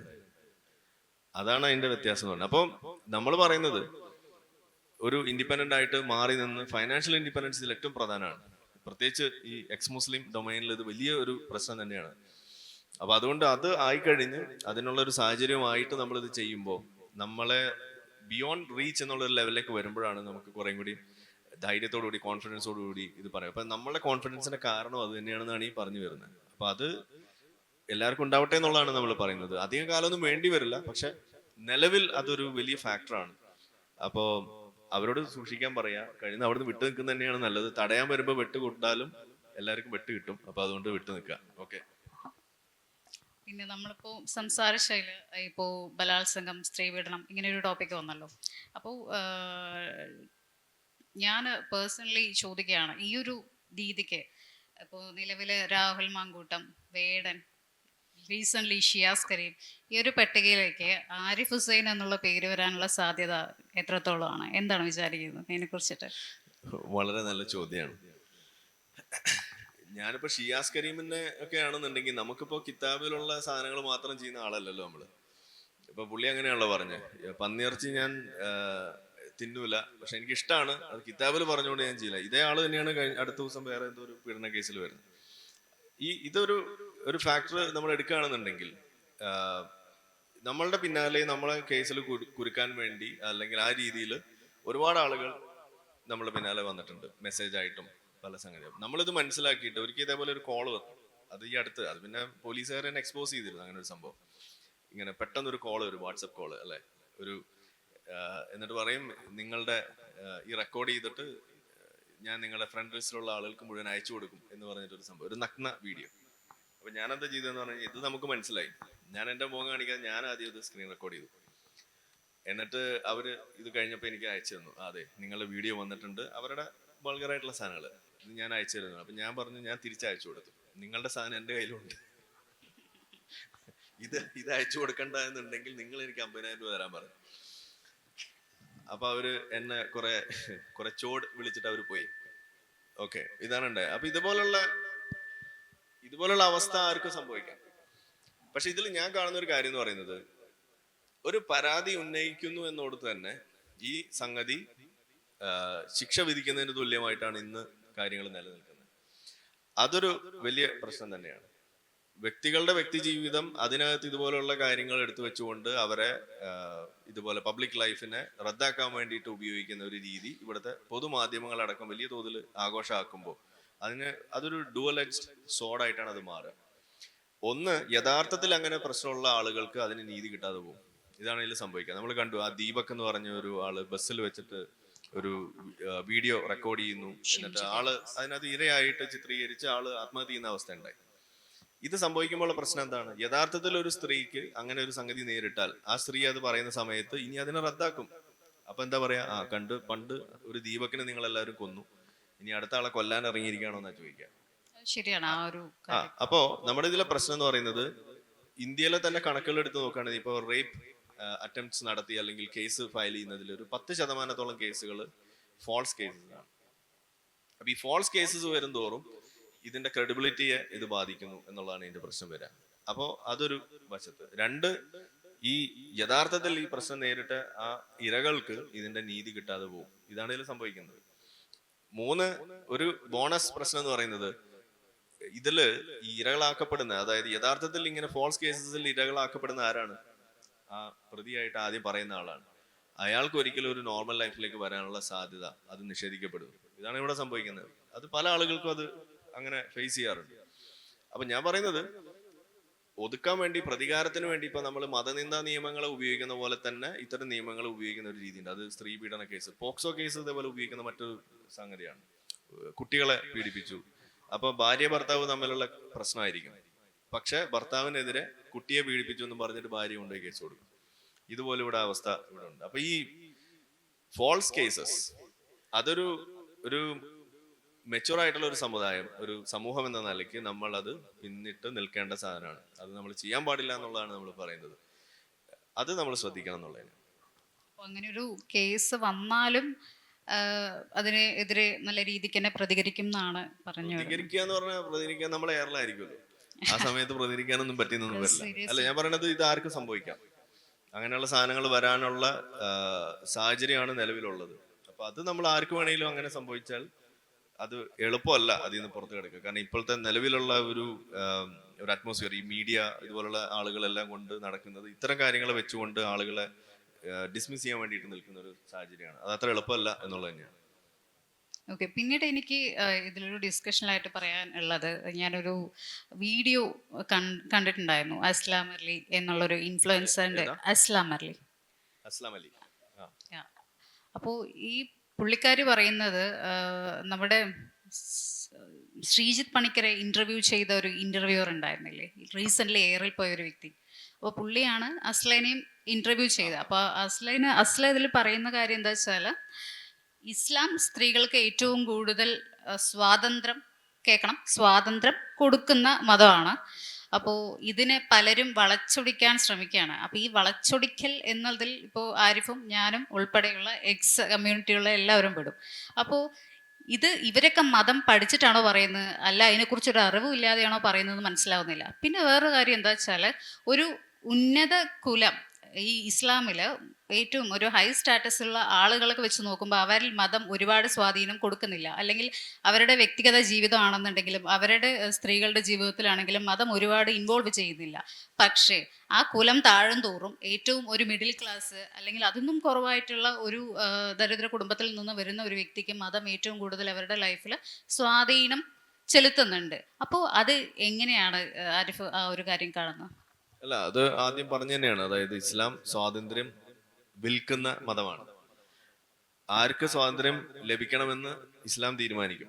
അതിനെയാണ് നമ്മൾ അതിൽ പറയുന്നത്. കലിമ ചൊല്ലി നിങ്ങളെ കൊണ്ട് അത് ചൊല്ലിച്ച് കാര്യം തീരുമാനിക്കുമ്പോൾ, നിങ്ങൾ കലിമ ചൊല്ലിയാൽ നിങ്ങൾക്ക് സ്വാതന്ത്ര്യമുണ്ട്, ജീവിക്കാനുള്ള സ്വാതന്ത്ര്യം. കലിമ ചൊല്ലിയില്ലെങ്കിൽ ജീവിക്കാനുള്ള സ്വാതന്ത്ര്യമില്ല. അവിടുന്ന് തുടങ്ങും ഇതിന്റെ പ്രശ്നം. പഹൽഗാമിൽ നമ്മൾ കണ്ട കാര്യം അതാണ്. പല ആളുകളുടെയും ആ കൊല്ലപ്പെട്ട പുരുഷന്മാരായിട്ടുള്ള ആളുകളുടെയും സിപ്പ് തുറന്ന നിലയിലും അതുപോലെ പാന്റ് താഴ്ത്തപ്പെട്ട നിലയിലുമാണ് പല ആളുകളുടെയും ഇത് കണ്ടിരുന്നത്. എന്തിനു വേണ്ടിയിട്ടാണ് അവർ ചെയ്തത്? അവരുടെ സ്വാതന്ത്ര്യം കൊടുക്കണോ വേണ്ടോ എന്ന് തീരുമാനിക്കാൻ വേണ്ടിയിട്ടായിരുന്നു. ഇനി സ്ത്രീകളുടെ വിഷയത്തിലേക്ക് വരുമ്പോഴും അത് തന്നെയാണ് അവിടെ സംഭവിക്കുന്നത്. അസ്ല എന്നല്ലേ പേരല്ലേ, അങ്ങനത്തെ ഒരു പേര്. അപ്പൊ അതില് ആള് പറയുന്നത് ഈ അടുത്താണ് അത് വൈറലായിട്ട് കറങ്ങി നടപ്പുണ്ടായിരുന്നത്. അത് വിശ്വാസികളൊക്കെ വന്നിട്ട് അതിൽ കുറെ ഇസ്ലാമിക് ഫെമിനിസ്റ്റുകൾ ആണ് അതിനകത്ത് വലിയ കമന്റുകളൊക്കെ ഇടുന്നതായിട്ട് കാണുന്നത്. നിങ്ങൾ കണ്ടിട്ടുണ്ടാവും വിചാരിക്കുന്നു. അതില് പറയുന്നതിന്റെ പ്രശ്നം എന്ന് പറഞ്ഞാൽ നമ്മൾ എപ്പോഴും പറയുന്ന കാര്യം തന്നെയാണ്, വിശ്വാസികൾക്ക് ഇസ്ലാം എന്താണെന്ന് അറിയില്ല എന്നുള്ളത് തന്നെയാണ് അതിന്റെ വിഷയം വരുന്നത്. ഇനി അങ്ങനെ അറിയും എന്ന് അവർക്ക് പൂർണ്ണ ബോധ്യം ഉണ്ടെന്നുണ്ടെങ്കിൽ നമ്മൾ പറയുന്നത് അവര് ഇറാനിലോ അതല്ലെങ്കിൽ അഫ്ഗാനിസ്ഥാനിലോ പോയിട്ട് ജീവിക്കാൻ തയ്യാറാവുക. ഇതാണ് നമ്മൾ പറയുന്നത്. യഥാർത്ഥത്തിൽ ഇസ്ലാം അപ്ലൈ ചെയ്യുന്ന സ്ഥലങ്ങളിൽ ഇവർക്ക് ഈ രൂപത്തിൽ ജീവിക്കാൻ പറ്റുമോ ഇല്ല എന്നുള്ള ഒരു സെൽഫ് ടെസ്റ്റിന് അവർ വിധേയരാവുക. ഇതാണ് അതിന്റെ പോംവഴി എന്ന് പറയുന്നത്. നമ്മൾ പറയുമ്പോൾ അത് വളച്ചൊടിച്ചു, നമ്മളത് തെറ്റിദ്ധരിപ്പിച്ചു അല്ലെങ്കിൽ തെറ്റിദ്ധരിപ്പിക്കുന്നു, ഇതൊക്കെയാണ് പറയുന്നത്. അതിന്റെ ഒന്നും ആവശ്യമില്ലല്ലോ. വളരെ സിമ്പിൾ ആയിട്ടുള്ള ടെസ്റ്റാണ്. അവർക്ക് ഇതേ കാര്യം അവിടെ പോയിട്ട് ചെയ്യാൻ പറ്റുമെന്ന് നോക്കിയാൽ മതി. ഞാൻ സത്യത്തിൽ പറയാറുള്ളത് ഇങ്ങനെയാണ്, അതായത് ഓരോ മുസ്ലിം വീടും ഓരോ താലിബാനാണെന്നാണ് ഞാൻ പറയാം. കാരണം ഇപ്പൊ നിങ്ങളുടെ കേസ് തന്നെ പറയുമ്പോൾ വീട്ടിൽ വരുന്നു ഇതിനുള്ള രീതിയിൽ പറയുമ്പോൾ ഓരോ ആളുകളുടെ അവസ്ഥ തന്നെയാണ്. നമ്മളുടെ വീട്ടിൽ ഞാൻ ഫേസ് ചെയ്തത് തന്നെയാണ്. അപ്പോ അവിടെ എല്ലാം മതനിയമം നിഷ്കർഷിക്കുന്ന ഒരു അവസ്ഥയുണ്ട്. ആ രീതിയിൽ മതനിയമം ഏൽപ്പിക്കുന്നത് ഒരു ഭീകരതയായിട്ട് നിങ്ങൾക്ക് തോന്നുമെങ്കിൽ, മത ഭീകരത അടിച്ചേൽപ്പിക്കുന്നത് കൊണ്ടാണ്, മതനിയമങ്ങൾ അടിച്ചേൽപ്പിക്കുന്നതാണ് നിങ്ങളെ കൊണ്ട് താലിബാൻ എന്ന് വിളിപ്പിക്കുന്നത് എന്നുണ്ടെങ്കിൽ, ഇതേ കാര്യം നമ്മളുടെ മുസ്ലിം വീടുകളിൽ നടക്കുന്നുണ്ടെങ്കിൽ അത് എല്ലാ വീട്ടിലുണ്ട്, എല്ലാ മതത്തിലുണ്ട് എന്നൊക്കെ നിങ്ങൾ പറയുമായിരിക്കും. പക്ഷെ അങ്ങനെയല്ല, ഇത് കുറച്ച് കൂടുതൽ തന്നെയാണ്. അങ്ങനെ വരുമ്പോൾ അത് വീട്ടിൽ നിന്ന് ഇറക്കി വിടുന്നത് മുതൽ അവരെ പല രീതിയിൽ റദ്ദാക്കുന്ന ഒരു അവസ്ഥയിലേക്ക് കൊണ്ടെത്തിക്കുന്നുണ്ടെങ്കിൽ അതുകൊണ്ട് തന്നെയാണ് അതിനെ താലിബാൻ നമ്മൾ വിളിക്കുന്നത്. ആ അവസ്ഥ ഇതിലുണ്ട്. അപ്പോൾ ഇതുപോലുള്ള പ്രിവിലേജ്ഡ് ആയിട്ടുള്ള സ്ത്രീകള് പുരുഷന്മാര് ഒക്കെ ആണെങ്കിലും ഈ മതത്തിന്റെ നിയമം അങ്ങനെയൊന്നും അല്ല എന്ന് പറയുമ്പോൾ ഇപ്പൊ തങ്ങൾ കുടുംബത്തിലുള്ള ആളുകൾ വന്നിട്ട് ഇതൊക്കെ പറയും അല്ലെ. പക്ഷെ അത് ആ കുടുംബത്തിലായതുകൊണ്ടാണ് അവർ അങ്ങനെ ചെയ്യാൻ പറ്റുന്നത്, അങ്ങനെ ജീവിച്ച് വളർന്നതുകൊണ്ട്. ഇപ്പൊ ഇവിടെ തന്നെ ഒരു കുടുംബം ഉണ്ടല്ലോ തലശ്ശേരി ഭാഗത്ത്, മാളിയേക്കൽ മറിയുമ്മ എന്ന് പറയുന്ന അറക്കൽ, ഇതില് മാളിയേക്കൽ മറിയുമ്മ എന്നാണ് അവരുടെ പേര് തന്നെ പറയാറുള്ളത്. അതൊരു കേരളത്തിൽ ആദ്യമായിട്ട് ഇംഗ്ലീഷ് വിദ്യാഭ്യാസം നേടിയ ഒരു വനിതയാണെന്നാണ് പറയാ. അവർ ഈ അടുത്ത് മരണപ്പെടുന്ന ഒരവസ്ഥയൊക്കെ ഉണ്ടായി.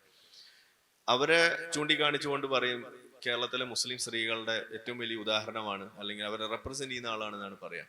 അങ്ങനെ ഉണ്ടോ യഥാർത്ഥത്തിൽ? ഇതേ കേരളത്തിൽ തന്നെയല്ലേ സ്റ്റേജിൽ കയറിയതിന്റെ പേരിൽ ഒരു പെൺകുട്ടീനെ ഇറക്കി വിട്ടത്. അപ്പോ ഇങ്ങനെ സ്ത്രീകൾ നേരിടുന്ന പ്രശ്നം, പെൺകുട്ടികൾ നേരിടുന്ന പ്രശ്നം ഡിസ്കസ് ചെയ്യാനുള്ള വഴികളും അതിനുള്ള ഉദാഹരണങ്ങളും ഇതേ മതത്തിന്റെ ആളുകളുടെ ഭാഗത്ത് തന്നെ ഉണ്ട്. സ്റ്റേജിൽ നിന്ന് ഇറക്കി വിട്ടത് മുതൽ അവരുടെ വേഷം ഒന്ന് മാറി, ഹിജാബ് ഒന്ന് മാറി, ഇതിന് VP സുഹറെ പോലുള്ള ആളുകൾ അഴിഞ്ഞാട്ടക്കാരികൾ എന്ന് വിളിച്ചത് ഇവിടെ സമസ്തയുടെ ആളുകൾ തന്നെയാണ്. അപ്പൊ ഇതെല്ലാം ഇതേ കേരളത്തിൽ നടന്നിട്ടുള്ളതാണ്. അപ്പൊ ഇതെല്ലാം അങ്ങ് റദ്ദാക്കുന്ന ഒരു അവസ്ഥ ഇവിടെ ഉണ്ട്. അപ്പൊ ഇത് നമ്മളുടെ ബാധ്യതയായിട്ട് മാറുകയാണ് ഇത് ഓർമ്മിപ്പിക്കുക എന്നുള്ളത്. അപ്പൊ ഇത് ഓർമ്മിപ്പിക്കാനുള്ള അവസരം സൃഷ്ടിച്ച ആ അസ്ലാമാരി അല്ലെ, അസ്ലാമാരിക്ക് നമ്മൾ വലിയൊരു നന്ദി പറയണമെന്നാണ് എൻ്റെ ഒരു അഭിപ്രായം. അതുകൊണ്ട് തന്നെ കൂടുതൽ ഈ സമസ്തയുടെ നേതൃത്വത്തിൽ അവർ നടപ്പിലാക്കുന്ന താലിബാനി ആയിട്ടുള്ള ഇസ്ലാമിക നിയമങ്ങളെ കുറിച്ച് കൂടുതൽ പഠിക്കാനുള്ള ഒരു അവസരമാണ് അസ്ലാമാരി സൃഷ്ടിച്ചിരിക്കുന്നത്. വളരെ നന്ദിയുണ്ട്. ഇതിപ്പോ നമ്മള് സോഷ്യൽ മീഡിയയിൽ നമ്മൾ ഒരുപാട് മീം ഇടാറുണ്ട്. അപ്പോൾ അത് പലതും സർക്കാസ്റ്റിക് രീതിയിലുള്ള മീം വരാറുണ്ട്. ഇതിപ്പോൾ നമ്മൾ ഇസ്ലാമിനെ മാത്രമല്ല പല മതങ്ങളെയും വിമർശിച്ചുകൊണ്ട് ആ മതത്തിൽ നിന്ന് പുറത്തു വന്നവരോ അല്ലാത്തതായിട്ടുള്ള ആളുകൾ ഇത് കൊടുക്കുന്നുണ്ട്. അപ്പോൾ ഇങ്ങനെയുള്ള സർക്കാസ്റ്റിക് ആയിട്ടുള്ള മീമുകൾ അല്ലെങ്കിൽ ഒരു തമാശ രൂപേണയുള്ള കാർട്ടൂണുകൾ അത് ഒരുപാട് ഇമ്പാക്റ്റ് സൊസൈറ്റിയിൽ ഉണ്ടാക്കുന്നുണ്ട്. മതത്തിനെ എതിരെ ചോദ്യം ചെയ്യുവാൻ അല്ലെങ്കിൽ മതത്തിനെ കുറിച്ച് പഠിക്കുവാൻ ഒരു ഇമ്പാക്റ്റ് ഉണ്ടാക്കുന്നുണ്ട് എന്ന് തോന്നിയിട്ടുണ്ടോ? തീർച്ചയായിട്ടും. അതാണല്ലോ നമ്മൾ ഇത്രയും പറഞ്ഞിട്ടുണ്ടായി.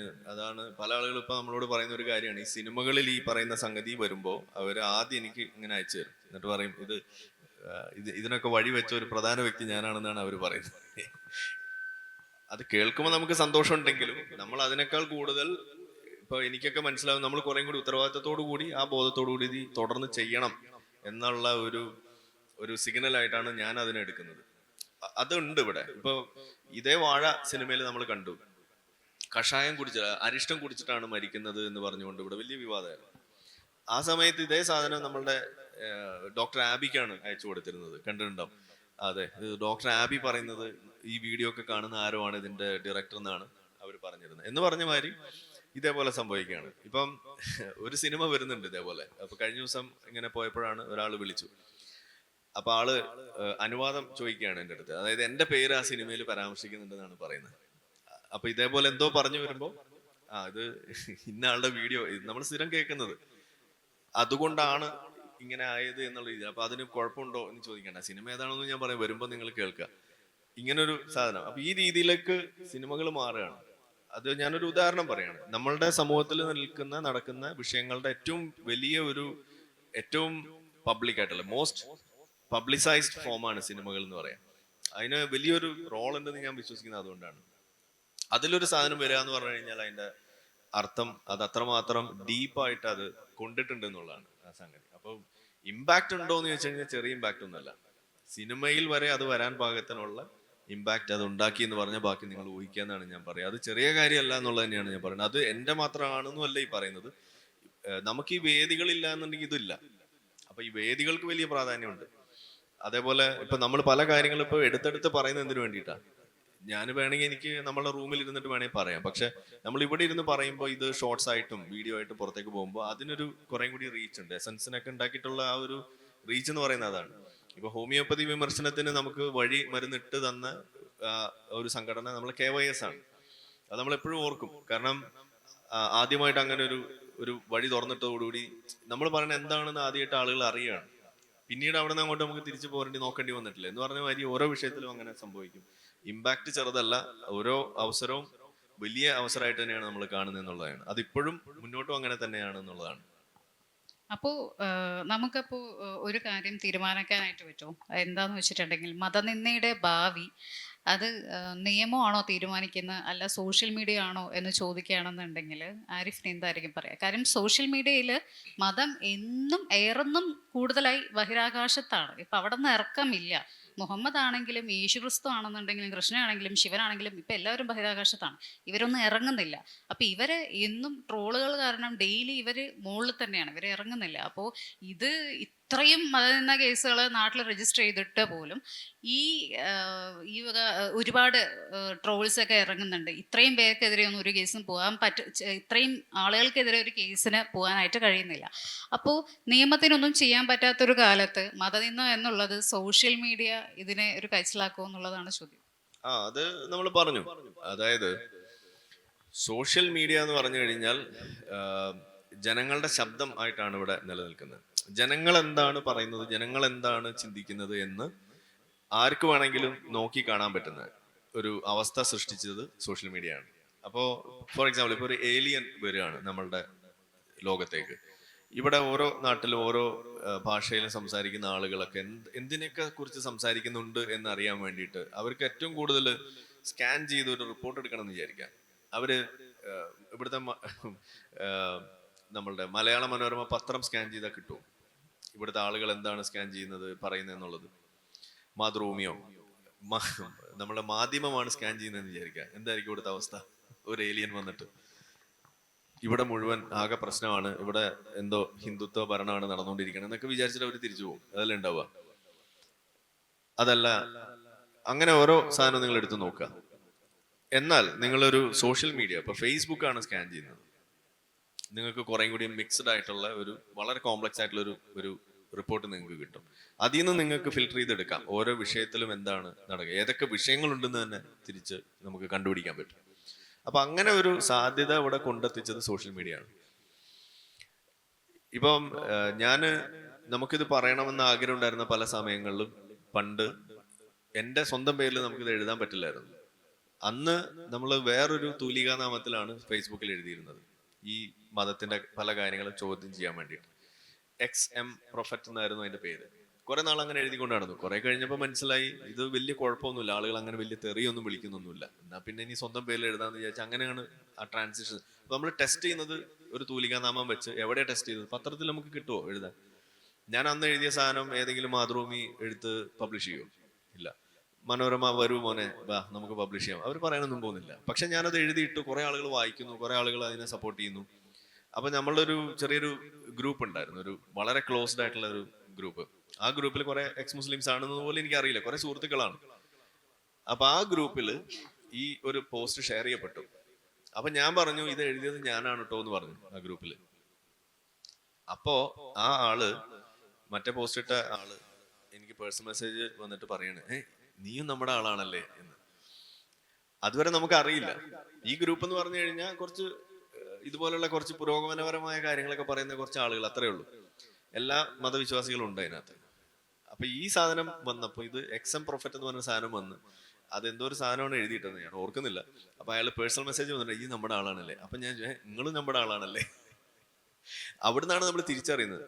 അപ്പൊ ഉണ്ടായിട്ടുള്ള ഒരു ആശ്വാസം എന്ന് പറഞ്ഞാൽ ചെറുതല്ല. കാരണം നമ്മൾ അതുവരെ വിചാരിച്ചു ഇതൊക്കെ നമ്മുടെ എന്തോ ഒരു അബറേഷൻ ആണെന്നാണ് നമ്മൾ വിചാരിച്ചത്. ഇതെന്തോ ഒരു ഡീവിയൻ തോട്ട് പോലെയാണ് ഇത് നിലനിൽക്കുന്നത്, എന്തോ ഒരു മോശം സാധനം പോലെയാണ് നമുക്ക് തന്നെ മനസ്സിലായത്, എന്തോ രോഗമോ. കാരണം ഇത് ഇങ്ങനെയാണല്ലോ പുറത്തെ ആളുകൾ പറയാം. അപ്പൊ ഇതേപോലെയുള്ള കുറച്ച് ബോധവും വിവരമുള്ള ആളുകളും ഷെയർ ചെയ്യുന്നത് ഇതേ സാധനമാണെന്ന് മനസ്സിലായപ്പോൾ നമുക്കൊരു ആശ്വാസമാവും. ഞാൻ മാത്രമല്ല, അപ്പുറത്തെ വീട്ടിൽ കറണ്ട് പോയിട്ടുണ്ട് എന്നുള്ളൊരു ഫീല്. അപ്പോ അവിടുന്ന് പിന്നെ നമ്മൾ കുറെ കൂടി വോക്കലാവുന്നു, കുറെ കൂടി എക്സ്പോസ്ഡ് ആവുന്ന രീതിയിൽ സംസാരിച്ച് തുടങ്ങുകയാണ്. പണി പാളിയത് എവിടെയെന്ന് ചോദിച്ചു കഴിഞ്ഞാൽ ജബ്ബാർ മാഷിന്റെ സംവാദം വന്ന സമയത്താണ്. അതുവരെയൊന്നും ആർക്കും അങ്ങനെ അറിയില്ലായിരുന്നു. അന്നെന്താ ഉണ്ടായെന്ന് പറഞ്ഞു കഴിഞ്ഞാൽ അതാണ് സത്യത്തിൽ ഇതിന്റെ ടേണിംഗ് പോയിന്റ് എന്ന് പറയുന്നത്. ജബ്ബാർ മാഷും എം എം അക്ബറും തമ്മിലുള്ള സംവാദം ഫിക്സ് ആയ കഥയൊക്കെ നിങ്ങൾക്ക് അറിയാലോ. അപ്പൊ അത് ഫിക്സ് ആയത് അനൗൺസ് ചെയ്യണം. ആദ്യത്തെ അനൗൺസ്മെന്റ് ജബ്ബാർ മാഷ് നടത്തുകയാണ്. അപ്പൊ മാഷ് ഒരു പോസ്റ്റ് എഴുതി, ഇന്ന പോലെ സംവാദത്തിന് വേണ്ടിയുള്ള കളമൊരുങ്ങി, അത് ഞാൻ ഏറ്റെടുത്തു, ഇതിനു വേണ്ടി മുന്നോട്ട് വന്ന എം എം അക്ബർ വളരെ നന്ദി. അപ്പോ ഇതിന്റെ ബാക്കി കാര്യങ്ങൾ തീരുമാനിക്കാൻ വേണ്ടി ഞാൻ ഇന്നയാളെ ചുമതലപ്പെടുത്തുന്നു എന്ന് പറഞ്ഞുകൊണ്ട് ഒരാളുടെ പേര് വെച്ചു. പേര് വെച്ചിട്ട് ആളുടെ കോണ്ടാക്ട് ചെയ്യാനുള്ള നമ്പർ ഇതാണെന്ന് പറഞ്ഞിട്ട് ഒരു നമ്പറും കൊടുത്തു. സംഭവം എന്താന്ന് പറഞ്ഞു കഴിഞ്ഞാൽ പേര് കറക്റ്റ് ആയിരുന്നു, നമ്പർ എന്റേതായിരുന്നു. അവിടെ വെച്ച് മാറി. അപ്പൊ ഞാൻ നോക്കിയപ്പോ ഞാൻ എഴുന്നേറ്റിട്ടില്ല. രാവിലെ ഏതാണ്ട് 7-8 മണിയായപ്പോ ഫോണിൽ കോൾ ഇങ്ങനെ വരികയാണ്, പല ആളുകളും വിളിക്കുന്നു. അപ്പൊ ഞാൻ ചാടിയെടുത്ത്, സംവാദം എവിടെ വെച്ചാ സംവാദം എന്നൊക്കെ എനിക്കിങ്ങനെ കോള്. ഇത് എന്ത് സംവാദം, എപ്പോ സംവാദം, ഒരു പിടിയില്ല. അപ്പൊ ഞാനപ്പോ എടുത്ത് നോക്കി, അവരെനിക്ക് അയച്ചു തന്നു വാട്സപ്പില്. നോക്കിയപ്പോ ജബ്ബാർ മാഷിന്റെ പോസ്റ്റാണ്. ഞാൻ മാഷെ വിളിച്ചു, മാഷെ ഇത് നമ്പർ എന്റേതാണ്, പേര് വേറെ ആളുടെയാണ്. മാഷ് എങ്ങനെ ഉദ്ദേശിച്ചത്, എന്റെ പേരും എന്റെ നമ്പറാണോ അതോ ആളുടെ പേരും ആളുടെ നമ്പറാണോ, ഏതോ ഒന്ന് മാറിയിട്ടുണ്ട് എന്ന് പറഞ്ഞു. അപ്പോഴാണ് മാഷ് ഇത് അറിയുന്നത്. മാഷ് ഉദ്ദേശിച്ചത് ആളുടെ നമ്പർ തന്നെയായിരുന്നു. അപ്പൊ മാഷിനോട് ചോദിച്ചു, ഇനി എന്ത് വേണം, പുള്ളിയുടെ നമ്പർ വെക്കണോ അതോ പേര് മാറ്റണോ ചോദിച്ചാൽ, ഏതായാലും ഒരു വഴിക്കിറങ്ങി എന്റെ പേര് വെക്കാൻ പറഞ്ഞു. അങ്ങനെയാണ് എന്റെ പേര് വെക്കണത്. അതോടുകൂടി കളി മാറി. ആളുകൾ പറഞ്ഞു ജബ്ബാർ മാഷിന്റെ വലങ്കൈയാണ് ആരിഫ് ഹുസൈൻ നായി. അങ്ങനെയാണ് പിന്നെ നമ്മുടെ വീട്ടില് കുടുംബത്തിലൊക്കെ, കാരണം ജബ്ബാർ മാഷ് എന്ന് പറഞ്ഞ ഒരു പടുജാഹിലാണ്. അതിലും ഒരു ഭീകരൻ വേറെ ഇല്ല, ഈ മതത്തെ കൊന്നുകൊല വിളിച്ച ഒരാള്. ആ ജബ്ബാർ മാഷിന് വലങ്കയായി നമ്മൾ പേര് വെക്കുന്ന ഒരാള് എന്നുള്ള നിലയ്ക്ക് നമ്മൾ മാറി എന്ന് വീട്ടുകാരറിഞ്ഞപ്പോ പിന്നെ ആയിരിക്കും അതിന്റെ അവസ്ഥ എന്ന് നിങ്ങൾ ആലോചിക്കണ്ട. ഇതാണല്ലോ അന്ന് സംഭവിക്കുന്നത്. അവിടുന്ന് അങ്ങോട്ട് പിന്നെ വലിയ പ്രശ്നങ്ങളായി, ചർച്ചയായി. പിന്നെ അങ്ങനെ ഇന്ന് കാണുന്ന അവസ്ഥയിലേക്ക് നമ്മൾ മാറുകയാണ്. അവസാനം മാഷ് നമ്മൾ തള്ളി പറഞ്ഞു, അത് വേറെ കാര്യം, വേറെ പൊളിറ്റിക്കൽ റീസൺസ്. എന്തായാലും പറഞ്ഞു വന്നത്, ഈ ഒരു രീതിയിൽ നമ്മൾ വരുമ്പോ നമുക്ക് സംഭവിച്ചിട്ടുള്ള ഒരു മാറ്റം ഇങ്ങനെയാണ്. അപ്പോ ഇതില് പല കാര്യങ്ങളും നമ്മൾ ചിലപ്പോൾ അറിഞ്ഞായിരിക്കും ചിലപ്പോൾ സംഭവിക്കുന്നത്, ചിലപ്പോൾ അറിയാതെ ആയിരിക്കും സംഭവിക്കുന്നത്. എന്തായാലും കറങ്ങി തിരിഞ്ഞ് അത് ഗുണമായിട്ട് മാറുന്നു എന്നുള്ളതാണ് ഇതിനകത്ത് നമ്മൾ കണ്ടിട്ടുള്ളത്. Thank you. ഓക്കെ, ഇനിയിപ്പോ എനിക്ക് വേറൊരു, നമുക്കൊന്ന് പൊളിറ്റിക്കൽ ആയിട്ടുള്ള ഒരു ഡൗട്ട്സും കൂടെ എനിക്കൊന്ന് ക്ലിയർ ചെയ്യാറുണ്ട്. അതായത് മതമാണ് പ്രശ്നം. മുസ്ലിം ലീഗിൻ്റെ ഒരു നേതാവായിരുന്ന വ്യക്തി ഷാജി പറഞ്ഞിട്ടുള്ളൊരു പ്രസ്താവനയാണ്. ആക്ച്വലി നിങ്ങൾ എങ്ങനെയാണ് ആളുടെ ഒരു പ്രസ്താവനയെ വിലയിരുത്തി കാണുന്നത്? അതായത് മുസ്ലിം ലീഗ് പോയിട്ട് മാപ്പ് പറയാൻ പറഞ്ഞിട്ട് പോലും പുള്ളിക്കാരൻ പറഞ്ഞിട്ടില്ല. അപ്പോൾ ഈ മതേതര പാർട്ടിയാണ് മുസ്ലിം ലീഗ് എന്ന് പറയുമ്പോൾ ഇവർക്ക് മതം തന്നെയാണ് പ്രശ്നം എന്ന് അവരുടെ നേതാവ് തന്നെ പറയുന്നുണ്ട്. അപ്പോൾ താങ്കൾ എങ്ങനെയാണ് ഇതിനെ ഒന്ന് ഓവർവ്യൂ ചെയ്യുന്നത്? അല്ല, ഇത് ഈ സംഭവം സംബന്ധിച്ചിട്ട് അഭിലാഷുമായിട്ട് ഒരു ചർച്ച നടക്കുമ്പോൾ അഭിലാഷ് ചോദിക്കുന്നുണ്ട്, മതമാണ് പ്രശ്നം എന്നുണ്ടെങ്കിൽ ഈ മതം പറയുന്നത് കുറയ്ക്കല്ലേ വേണ്ടതെന്ന് ചോദിക്കുന്നുണ്ട്. അപ്പോ അവിടെ ഷാജി പറയുന്നുണ്ട്, അല്ല കൂടുതൽ പറയാണ് വേണ്ടതെന്നാണ് പറയുന്നത്. അപ്പൊ നമ്മളൊരു പ്രശ്നമാണ് എന്നുണ്ടെങ്കിൽ ആ സാധനം കുറച്ച് പറയുക എന്നുള്ളതല്ലേ വേണ്ടതെന്നാണ് ചോദിക്കുന്നത്. ഇത് തന്നെയാണ് നമുക്കും പറയാനുള്ളത്. ഇത് കുറച്ച് പറഞ്ഞുകൊണ്ടുള്ള ഒരു രാഷ്ട്രീയം മുസ്ലിം ലീഗിന് സാധ്യമല്ല. കാരണം മുസ്ലിം ലീഗിന്റെ എക്സിസ്റ്റൻസ് എന്ന് പറയുന്നത് തന്നെ മതം അതിന്റെ അടിസ്ഥാനം. കാരണം മുസ്ലിം ലീഗ് ആണല്ലോ, അത് മതേതരമാണെന്ന് പറഞ്ഞാൽ നല്ല ചൂടുള്ള ഐസ്ക്രീം എന്ന് പറയുന്ന വരെയാണ്. അങ്ങനെ ഒരു സാധനം എക്സിസ്റ്റ് ചെയ്യില്ല. അപ്പൊ ഇതൊരു ഒരു പാരഡോക്സ് ആണ്. ആ പേര് തന്നെ ഒരു പാരഡോക്സ് ആയിട്ട് മാറുകയാണ് ചെയ്യുന്നത്. അപ്പൊ ഇത് നമ്മൾ തിരിച്ചറിയണം. ഇനി സംഭവിക്കാനുള്ള സംഭവിച്ചു. ഞാൻ ഇത് പറയുമ്പോൾ പോലും 2013-14 കാലഘട്ടങ്ങളിൽ എന്റെ ക്ലിനിക്ക് ഉദ്ഘാടനം ചെയ്തത്, നമ്മളുടെ പഴയ ഹോമിയോ ക്ലിനിക്ക് ഉദ്ഘാടനം ചെയ്തത് മുനീർ ആയിരുന്നു. മുനീർ അന്ന് അവിടെ കോഴിക്കോട് മന്ത്രിയായിട്ടുള്ള സമയമാണ്. PWD അല്ല, നമ്മളുടെ തദ്ദേശ സ്വയംഭരണ വകുപ്പ് ആ മന്ത്രിയായിരിക്കുന്ന സമയത്ത്. അപ്പോൾ എനിക്ക് മുസ്ലിം ലീഗ് എന്ന് പറയുന്ന പാർട്ടിയോടോ അവരുടെ ആശയത്തോടോ യോജിപ്പില്ല. പക്ഷെ എന്റെ ക്ലിനിക്ക് ഇരിക്കുന്നത് മാങ്കാവാണ്. മാങ്കാവ് ഈ മുനീറിന്റെ മണ്ഡലത്തിലാണ് ഉള്ളത്. മുനീറിനെയാണെങ്കിൽ നമുക്ക് വലിയ ഇഷ്ടമാണ്. മുനീർ എപ്പോഴും ആ ഭാഗത്ത് വരും. അപ്പൊ അതൊരു യത്തീംഖാനയോട് ചേർന്നാണ്. ആ യത്തീംഖാനയായിട്ട് വളരെയധികം ക്ലോസ് ആയിട്ടുള്ള ഒരാളാണ്. അപ്പോൾ നമുക്ക് ഇങ്ങനെ ഒരു നെറ്റ്വർക്ക്, ഒരു ഇഷ്യൂ. അപ്പൊ അവരുടെയും ആഗ്രഹമാണ് മുനീറിനെ മുനീർ സാഹിബിനെ കൊണ്ടുവരണം എന്നുള്ളതാണ് അവരുടെ ആഗ്രഹം, ഈ യത്തീംഖാനയുടെ. അപ്പൊ അങ്ങനെ നമ്മൾ അന്വേഷിച്ചു പോയി. നമ്മളുടെ ഞങ്ങളുടെ വീടുണ്ടായിരുന്ന മഹല്ല് പള്ളിയിലെ അവിടുത്തെ ഖത്തീബ് മുനീറിന്റെ വലിയ അടുത്ത ആളാണ്. അപ്പൊ അങ്ങനെ മൂപ്പരെയും കൂട്ടിയിട്ടാണ് പോയിട്ട് ക്ഷണിക്കുകയും അപ്പൊ തന്നെ വരാന്ന് പറഞ്ഞു. നല്ലൊരു മനുഷ്യൻ. അപ്പോ ഇതൊക്കെ കഴിഞ്ഞിട്ട് നമ്മുടെ മനസ്സിൽ ഈ പ്രശ്നം കിടക്കണം. അപ്പൊ ഞാനന്ന് മുനീർ സാഹിബിന് ഒരു കത്തെഴുതി. ഞാൻ എഴുതിയത് ഇതാണ്: അതായത് നിങ്ങളെപ്പോലുള്ള നല്ല മനുഷ്യന്മാര് നിലനിൽക്കുന്ന പാർട്ടി മുസ്ലിം ലീഗ് എന്ന് പേരിടുന്നത് ശരിയല്ല. അന്ന് ഞാൻ മുസ്ലിമാണ്, നമ്മൾ ഇടതുപക്ഷ ചായവുമാണ്. പക്ഷെ അപ്പോഴും നമുക്ക് ഈ പേരിനോട് യോജിപ്പില്ല. എന്നിട്ട് ഞാൻ പറഞ്ഞു, നിങ്ങൾ ഒന്നില്ലെങ്കിൽ ഇതിന് മലബാർ കോൺഗ്രസ് എന്ന് പേരിടൂ, പേര് മാറ്റിയിടുക, മലബാർ കോൺഗ്രസ്. അതാകുമ്പോൾ കുറച്ചും കൂടിയും ഒരു മതേതരമായ പേരാണ്. മുസ്ലിം ലീഗ് എന്നുള്ളത് ശരിയല്ല, അത് പേര് മാറ്റണം എന്ന് അന്ന് പുള്ളിക്ക് കത്തെഴുതിയതാണ്. കുറെ മുന്നേറ്റ കാര്യമാണ്. അപ്പൊ ഈ പേരൊരു പ്രശ്നം തന്നെയാണെന്നുള്ളതാണ്. അതോടൊപ്പം തന്നെ അവരുടെ ഭരണഘടനയും പ്രശ്നം തന്നെയാണ്. മുസ്ലിം ലീഗിന്റെ അടിസ്ഥാനത്തിൽ പറയുകയാണെന്നുണ്ടെങ്കിൽ അവരുടെ പ്രാഥമിക അംഗത്വം അതിലൊരു ഉയർന്ന സ്ഥാനത്തേക്ക് എത്തുക എന്ന് പറയണമെന്നുണ്ടെങ്കിൽ അവിടെ മുസ്ലിം ആയിരിക്കുക എന്നുള്ളത് ഒരു പ്രധാന കണ്ടീഷനായിട്ട് തന്നെയാണ് അവർ വെച്ചിരിക്കുന്നത്. അമുസ്ലിം ആയിട്ടുള്ള വ്യക്തികൾക്ക് അതിൽ മുന്നോട്ട് അതിന്റെ ഉയർന്ന സ്ഥാനങ്ങളിലേക്ക് പോകുക എന്ന് പറയുന്നത് എളുപ്പമല്ല. അതിൽ ഓൾമോസ്റ്റ് ഇമ്പോസിബിൾ ആണെന്നാണ്. ഇനി അവര് മാറ്റിയൊക്കെ കൊണ്ടുവരാം. കാരണം ഇപ്പോൾ പുതിയ പുതിയ ആളുകളെയൊക്കെ അതിനകത്തേക്ക് എടുക്കുന്നുണ്ട്. ഈ അമ്പലം കേന്ദ്രീകരിച്ചിട്ടുള്ള പല ആളുകളെയും അതിനകത്തേക്ക്. ഇപ്പൊ ഈ അടുത്ത് തന്നെ ഒരാൾ വന്നു, അയാള് അതിലേക്ക് പോയതിന്റെ ഭാഗമായിട്ട് കുറെ വിവേചനങ്ങൾ നേരിടുന്നു എന്നൊക്കെ പറഞ്ഞ് വാർത്ത നിങ്ങൾ കണ്ടിട്ടുണ്ടാവും. അപ്പോൾ ടോക്കണിസം അവിടെ ഉണ്ട്. പക്ഷെ ആ ടോക്കണിസം മേ ബി കുറച്ചു കാലം കഴിയുമ്പോൾ അവരുടെ എക്സിസ്റ്റൻസിന്റെ ഭാഗമായിക്കൊണ്ട് അവർ ചിലപ്പോൾ അവരെ ഒരു മെയിൻ സ്ട്രീമിലേക്ക് കൊണ്ടുവരാനുള്ള സാധ്യതയൊക്കെ ഉണ്ട്. അപ്പൊ പേര് അങ്ങനെയാണെങ്കിലും കുറേ കൂടി മതേതരമായിട്ട് മാറാൻ സാധ്യത, പക്ഷെ അതിനുള്ള സാധ്യത കുറവാണെന്നാണ് ഞാൻ പറയാ. കാരണം അത് ഇന്ന് ഹൈജാക്ക് ചെയ്യപ്പെട്ടിട്ടുണ്ട് ഈ പറയുന്ന ജമാഅത്ത് ഇസ്ലാമികളുടെ കൈ കൊണ്ട്. അതിൽ ഏറ്റവും വലിയ ഒരു ട്രോജൻ കുതിരയാണ് ഫാത്തിമ താലിയെ പോലുള്ള ആളുകൾ. അവര് ഒരു ഒന്നാം തരം ജമാഅത്ത് ഇസ്ലാമി അല്ലെങ്കിൽ ഒരു മൗദൂദി പ്രൊഡക്റ്റ് തന്നെയാണ്. അവര് ഇതിനകത്ത് കടന്നുകൂടിയിട്ടുണ്ടാക്കുന്ന പ്രശ്നം എന്ന് പറയുന്നത് ചില്ലറ ആയിരിക്കില്ല എന്നുള്ളതാണ്. ഓക്കെ, ഇത് പറഞ്ഞത് ശരി തന്നെയാണ്. അപ്പോൾ എനിക്ക് പേഴ്സണലി ഒരു കാര്യം ചോദിക്കാനുള്ളത്, നമ്മളിപ്പോൾ മതം വിട്ടു. ഇപ്പോൾ കേരളത്തിൽ റീസെൻ്റ്ലി നമ്മൾ എടുത്തിട്ടുള്ള ഒരു കണക്ക് പ്രകാരം ഒരുപാട് ആളുകൾ ഓരോ വർഷം കൂടുന്തോറും മതം വിടുന്നുണ്ട്. അപ്പോൾ ഇതിൽ പാരിഫിൻ്റെ അടുത്ത് മതം വിട്ടിട്ട് വരുന്ന ഒരാളെ, അല്ലെങ്കിൽ ഇനി ഒരാൾക്ക് വേണ്ടി എനിക്ക് എന്തെങ്കിലും ചെയ്യാൻ പറ്റി, അങ്ങനെ ഒരു തോട്ടൊരു കംപ്ലീറ്റ് ഫീല് ആരിഫ് ഏതെങ്കിലും ഒരു വ്യക്തിയിൽ കിട്ടിയിട്ടുണ്ടോ? ഈ സപ്പോർട്ട് ചെയ്യുക എന്ന് പറഞ്ഞു കഴിഞ്ഞാൽ ഒരു ട്രാൻസിഷൻ സ്റ്റേജിൽ നമ്മൾ പല ആളുകളെയും സപ്പോർട്ട് ചെയ്തിട്ടുണ്ട്. അങ്ങനെ പല ആളുകളും മുന്നോട്ട് പോയിട്ടുണ്ട്. അത് അങ്ങനെ പേരെടുത്ത് പറയുന്നതൊന്നും ശരിയല്ലല്ലോ.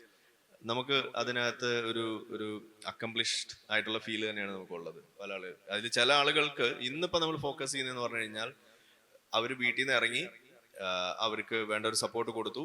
അവർ പിന്നീട് തിരിച്ച് വീട്ടിൽ തന്നെ സമാധാനപരമായിട്ട് നിലനിൽക്കുന്നു. ഇനി അതിൽ ഏറ്റവും വലിയ തമാശ എന്ന് പറയുന്നത് അവരുടെയൊക്കെ കാഴ്ചപ്പാട് നമ്മൾ എന്തോ വലിയ അധോലോകമായിട്ടാണ് അവർ കാണുന്നത്. അങ്ങനെ ഒരു ഫീൽ അവിടെ ഉണ്ട്. അത് ശരിയാണല്ലോ, നമ്മളൊരു അധോലോകമാണല്ലോ. അപ്പൊ അതുകൊണ്ട് അന്ധഭയം ഇരിക്കട്ടുമെന്ന് തന്നെയാണ് ഞാൻ പറയാ. കാരണം അങ്ങനെ കുറെ ആളുകൾ തിരിച്ചൊന്ന് വീട്ടിലേക്ക് പോയിട്ട് എന്തെങ്കിലും ഉണ്ടെങ്കിൽ വിളിച്ചാൽ മതി എന്ന് പറയുകയും അവർക്ക് വേണ്ട സപ്പോർട്ട് കൊടുക്കാൻ പറ്റുന്ന ഒരു സിസ്റ്റം നമ്മൾ ഉണ്ടാക്കി വെച്ചിട്ടുണ്ട്. അതൊരു പാരലൽ ആയിട്ടുള്ള സിസ്റ്റം ആണെന്ന് ഞാൻ പറയുന്നില്ല. എന്ന് വെച്ചാൽ ഇങ്ങോട്ട് പോരേടാ, കയറി വാട മക്കളെ, അങ്ങനെ ഒരു സ്റ്റൈലാണെന്നല്ല പറയുന്നത്. പക്ഷെ ഇവിടെ ഒരു സമയം നിങ്ങൾ ഒറ്റയ്ക്കല്ല എന്നുള്ളൊരു ഫീല് നമുക്ക് കൊടുക്കാൻ പറ്റുന്നുണ്ട്. അത് ഒരുപാട് ആളുകൾക്ക് ഗുണമായിട്ടുണ്ട്. അതിന്റെ ഭാഗമായിട്ട് ആൺകുട്ടികളും പെൺകുട്ടികളൊക്കെ തിരിച്ച് അവർ വീട്ടിൽ തന്നെ പോയി ധൈര്യമായിട്ട് ഇന്ന് നിൽക്കുന്ന അവസ്ഥ ഉണ്ട്. കാരണം അവൻ കുടുങ്ങും എന്നുള്ളൊരു ഭയം അല്ലെങ്കിൽ അങ്ങനെ ഒരു ഭീഷണി പണ്ട് അവർക്ക് വെക്കുമായിരുന്നു വീട്ടുകാർ. നീ ഇവിടുന്ന് ഇറങ്ങിയാൽ നീ ആകെ തീർന്നു എന്നുള്ളൊരു സാധനമായിരുന്നു പണ്ടുണ്ടായിരുന്നു. ഇപ്പൊ അതല്ല.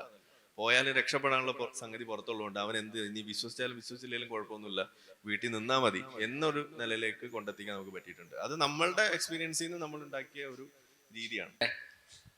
എനിക്ക് പറയാനുള്ളത് വെച്ചാൽ, ഇപ്പം താങ്കളുടെ ഈ സംവാദം കേൾക്കുന്ന സമയത്ത് വളരെ വളരെ ചടുലമായ രീതിയിൽ തന്നെ ശ്രദ്ധിച്ച ഒരാളാണ്. അതുപോലെ ഈ സോഷ്യൽ മീഡിയയിലൊക്കെ താങ്കളെ ഫോളോ ചെയ്യുന്നൊരു വ്യക്തിയും കൂടിയാണ്. അപ്പോൾ ഞാനിപ്പം കണ്ടുവരുന്നത്, ഇപ്പോൾ ആരിഫ് ഹുസൈൻ മുസ്ലിം മതത്തിൽ നിന്ന് എക്സ് എന്ന രീതിയിൽ വന്നതാണ്.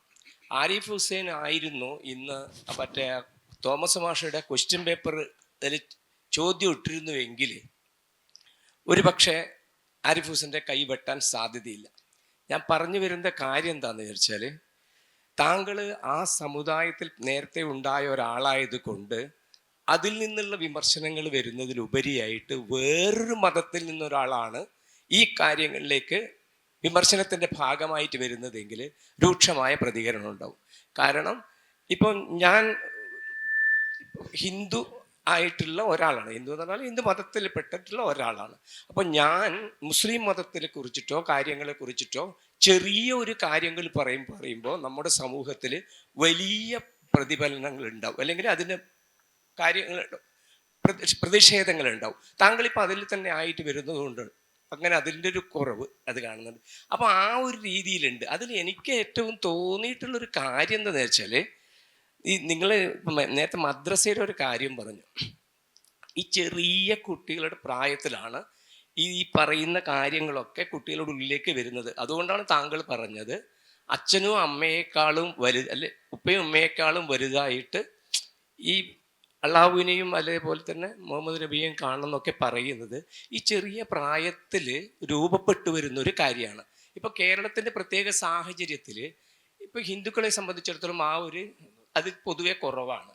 പിന്നെ ക്രിസ്ത്യൻസിനെ സംബന്ധിച്ചിടത്തോളം ഒരു സൺഡേ സ്കൂൾ എന്ന രീതിയിലാണ് അവർക്കുള്ളൊരു കാര്യമുള്ളത്. അപ്പോൾ ഇത് ഈ മതത്തിൻ്റെ, ഇപ്പം താങ്കളിപ്പം പേപ്പട്ടി മതം എന്നൊക്കെ എന്താ പറയുക, സോഷ്യൽ മീഡിയയിൽ എല്ലാത്തിലും പലപ്പോഴും പറയുന്ന കാര്യം ഉണ്ടാകുമ്പോൾ ഇതിങ്ങനെ ഒരു കാര്യമായിട്ട് വരുന്നില്ലേ എന്നുള്ളതാണ്. അപ്പം ആ ഒരു രീതിയിൽ ചില രാജ്യങ്ങളിലൊക്കെ ഈ മതത്തിനെയൊക്കെ 18 വയസ്സ് മുതൽ മതിയെന്നും ഇത്ര വയസ്സിന് ശേഷം മതിയെന്ന് പറയുന്ന പുരോഗമനം, ആ ഒരു രീതിയിൽ ഇവിടെ എന്തുകൊണ്ട് ഒരു അഡ്രസ്സ് വരുന്നില്ല? ഒരു കാര്യം. രണ്ടാമത്തെ കാര്യം, ഈ മുസ്ലിം മതവുമായിട്ട് ബന്ധപ്പെട്ടിട്ട് എല്ലാ നിഷേധങ്ങളും അല്ലെങ്കിൽ എല്ലാ പ്രശ്നങ്ങളും ഉടലെടുക്കുന്നത് അല്ലെങ്കിൽ പ്രക്ഷോഭങ്ങൾ ഉടലെടുക്കുന്നത് സ്ത്രീകളുമായി ബന്ധപ്പെട്ട വിഷയങ്ങളിലാണ്. എന്ന് പറഞ്ഞാൽ ഹിജാബ്, നേരത്തെ പറഞ്ഞില്ലേ, ഓരോരോ അവരുടെ വിഷയത്തിലാണ്, അല്ലെങ്കിൽ അവരുടെ വസ്ത്രധാരണം. സ്റ്റേജിൽ മേലെ കയറുന്നു പറയുന്ന സമയത്തും പെൺകുട്ടി എന്ന് പറയുന്ന കാര്യം എല്ലാം സ്ത്രീകളെ വെച്ചിട്ടുള്ളതാണ് പല പ്രതിഷേധങ്ങളും എവിടെയും രൂപപ്പെട്ടു വരുന്നത്. അപ്പം ആ ഒരു തരത്തിൽ അത് എന്തുകൊണ്ടാണ് ഉണ്ടാവുന്നത്? താങ്കൾക്ക് ഇതിൽ നേരത്തെ ഉണ്ടായ ഒരാളായിട്ടുള്ള കാര്യമാണ് പറഞ്ഞത്. പിന്നെ അതിൻ്റെ ഒന്നും കൂടെ പറഞ്ഞു നിർത്തുകയാണ്. അപ്പോൾ ഈ മുഹമ്മദ് നബി ഉണ്ടായിട്ടുള്ള സ്ഥലമാണല്ലോ ഗൾഫ്, അല്ലേ, മക്ക, ആ സ്ഥലത്തൊക്കെ അല്ല ഇപ്പം നിർത്തിക്കൊണ്ട് കുഴപ്പമുണ്ടോ? അതില്ലല്ലോ. ഓക്കെ. അതെന്താണെന്ന് വെച്ചാൽ ഞാൻ പറഞ്ഞു വരുന്നത്, അവിടെയുള്ള വനിതകളൊക്കെ പല ഉയർന്ന നിലയിലൊക്കെ പരിഷ്കൃത ലോകത്തിലൊക്കെ വളർന്നു വരുമ്പോൾ ഇവിടെയുള്ള ആ ഒരു നമ്മുടെ സമൂഹത്തിന് അത് ആ രീതിയിൽ കാണാൻ പറ്റാത്തത് എന്തുകൊണ്ടായിരിക്കും? ഇത്രയും കാര്യങ്ങളാണ് പറയാനുള്ളത്. പറയാലോ അല്ലെ. ഇതിലൊരു കാര്യം, അന്യമത വിദ്വേഷം എന്ന് പറയുന്ന ഒരു വിഷയമാണ് ഈ മതനിന്ദയുടെ കേസിൽ ഇവിടെ ഇന്ത്യയിലുള്ള നിയമം നിലനിൽക്കുന്നത്. ഇപ്പൊ എനിക്കെതിരെ കേസ് ഉണ്ടെന്ന് പറഞ്ഞല്ലോ, ആ കേസ് ഇസ്ലാം മതത്തെ വിമർശിച്ചു എന്നുള്ളതിന്റെ പേരിലല്ല സത്യത്തിൽ ഇവിടെ ഉള്ളത്. ഞാൻ ക്രിസ്ത്യാനിറ്റിയെ വിമർശിച്ചു എന്ന് പറഞ്ഞിട്ടാണ്, ക്രിസ്ത്യാനിറ്റിയെ ഞാൻ മോശമായിട്ട് ചിത്രീകരിച്ചു എന്ന് പറഞ്ഞിട്ടാണ് ആ കേസ് പോയത്. അതുകൊണ്ടാണ് അത് അവിടെ എടുത്തത്. ഈ ഡിങ്കബാങ്കിന്റെ വിഷയത്തിൽ അത് കേസായി മാറാത്തത് എന്തുകൊണ്ടാന്ന് വെച്ച് കഴിഞ്ഞാൽ അത് സ്വമതത്തെ ആയതുകൊണ്ടും കൂടിയാണ്. അപ്പോ ഈ മതത്തിന്റെ ഒരു പ്രശ്നം, അല്ല ഈ നിയമത്തിന്റെ ഒരു പ്രശ്നം അതാണ്. സ്വമതത്തെ നമുക്ക് വിമർശിക്കാം, അന്യമതത്തെ വിമർശിക്കുന്ന സമയത്ത് അത് കുറച്ചും കൂടിയും ഈ പബ്ലിക് ഓർഡറിന് വിഷയം ഉണ്ടാകുന്നു എന്ന നിലയ്ക്ക് കണ്ടുകൊണ്ട് അതിനകത്തൊരു നടപടിയിലേക്ക് പോകാനുള്ള ഒരു സാധ്യത അവിടെ ഉണ്ട്. അത് അത്രയും പ്രശ്നം ഉണ്ടെങ്കിൽ മാത്രമാണ് അത് ചെയ്യുള്ളൂ. അതൊരു കാര്യം തന്നെയാണ്. അപ്പൊ അതുകൊണ്ടാണ് നമ്മളെപ്പോഴും ആ ഒരു സാധനം കൂടുതൽ ചെയ്യണം എന്ന് നമ്മൾ പറയുന്നതാണ്. ഓരോ മതത്തിൽ നിന്നും വന്ന ആളുകൾ അത് കൂടുതൽ ചെയ്താൽ മറ്റു മതത്തിലുള്ള ആളുകൾക്ക് അത് ചെയ്യാനുള്ള അവകാശം കൂടുതൽ കിട്ടുന്ന ഒരു അവസ്ഥ വരികയാണ് ചെയ്യുക. അത് എല്ലാം നോർമലായിട്ട് മാറും. നിങ്ങൾ പറഞ്ഞ കാര്യം തന്നെയല്ലേ നമ്മൾ പറയണുള്ളൂ എന്നൊരു നിലയിലേക്ക് അത് എത്തിക്കാൻ പറ്റും.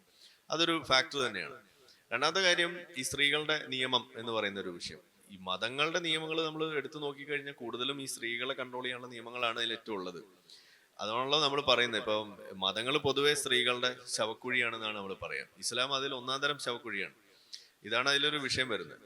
ഇപ്പൊ നമ്മളുടെ ഈ യൂണിഫോം സിവിൽ കോഡിനെ കുറിച്ചുള്ള ചർച്ച വരുമ്പോൾ അതിനകത്ത് നമ്മൾ കാണുന്നത് പ്രധാനമായിട്ടും ഇതുപോലുള്ള ഒരു വിഷയത്തിലേക്കാണ് വരിക. വിവാഹത്തിന്റെ നിയമങ്ങൾ, വിവാഹമോചനം, സ്വത്തവകാശം, ഇങ്ങനെ ഓരോ സാധനം വരുമ്പോൾ അതിനകത്തുള്ള ബേസിക് ഇഷ്യൂ എന്താണ്? സ്ത്രീ പുരുഷ തുല്യത എന്ന് പറയുന്നതാണ് അവിടുത്തെ ഇഷ്യൂ ആയിട്ട് വരുന്നത്. ആ തുല്യത സങ്കല്പത്തിന് വിരുദ്ധമാണ് നിലവിലുള്ള മുസ്ലിം പേഴ്സണൽ ലോ. അത് ഏകീകരിക്കുക, അത് തുല്യമാക്കുക എന്നുള്ളതാണ് യൂണിഫോം സിവിൽ കോഡ് കൊണ്ട് നമ്മൾ ഉദ്ദേശിക്കുന്നത്. അതുകൊണ്ടാണ് അതൊരു സ്ത്രീകൾ നേരിടുന്ന ഒരു വിഷയമായിട്ട് മാറി. ഇപ്പൊ VP സൂറെ പോലുള്ള ആളുകൾ കേസിന് പോകുന്നതൊക്കെ അവരുടെ തുല്യത ആവശ്യപ്പെടാനും കൂടി വേണ്ടിയിട്ടാണ്. അതാണ് അതിൽ വരുന്നത്. ഇനി അത് മാത്രമല്ല, അല്ലാത്ത വിഷയങ്ങൾ, ഇപ്പൊ വഖഫ് നിയമം ഇവിടെ നമ്മൾ കണ്ടു. വഖഫിന്റെ വിഷയത്തിൽ സ്ത്രീ അവിടെ വരുന്നില്ല, പക്ഷെ അതൊരു പ്രശ്നം തന്നെയാണ്. അപ്പോൾ കൂടുതൽ നിയമങ്ങൾ, കൂടുതൽ പ്രശ്നമുള്ള നിയമങ്ങളൊക്കെ നമ്മൾ എടുത്ത് നോക്കുമ്പോൾ അതിനകത്ത് ഈ സ്ത്രീകളുടെ ആംഗിൾ അവിടെ വരുന്നുണ്ട് എന്നുള്ളത് ശരിയാണ്. പക്ഷെ എല്ലാം സ്ത്രീകളുടെ ആണെന്ന് നമ്മൾ പറയേണ്ടതില്ല. ഇതൊരു മുസ്ലിം ഐഡന്റിറ്റിയുടെ പ്രശ്നമാണ്.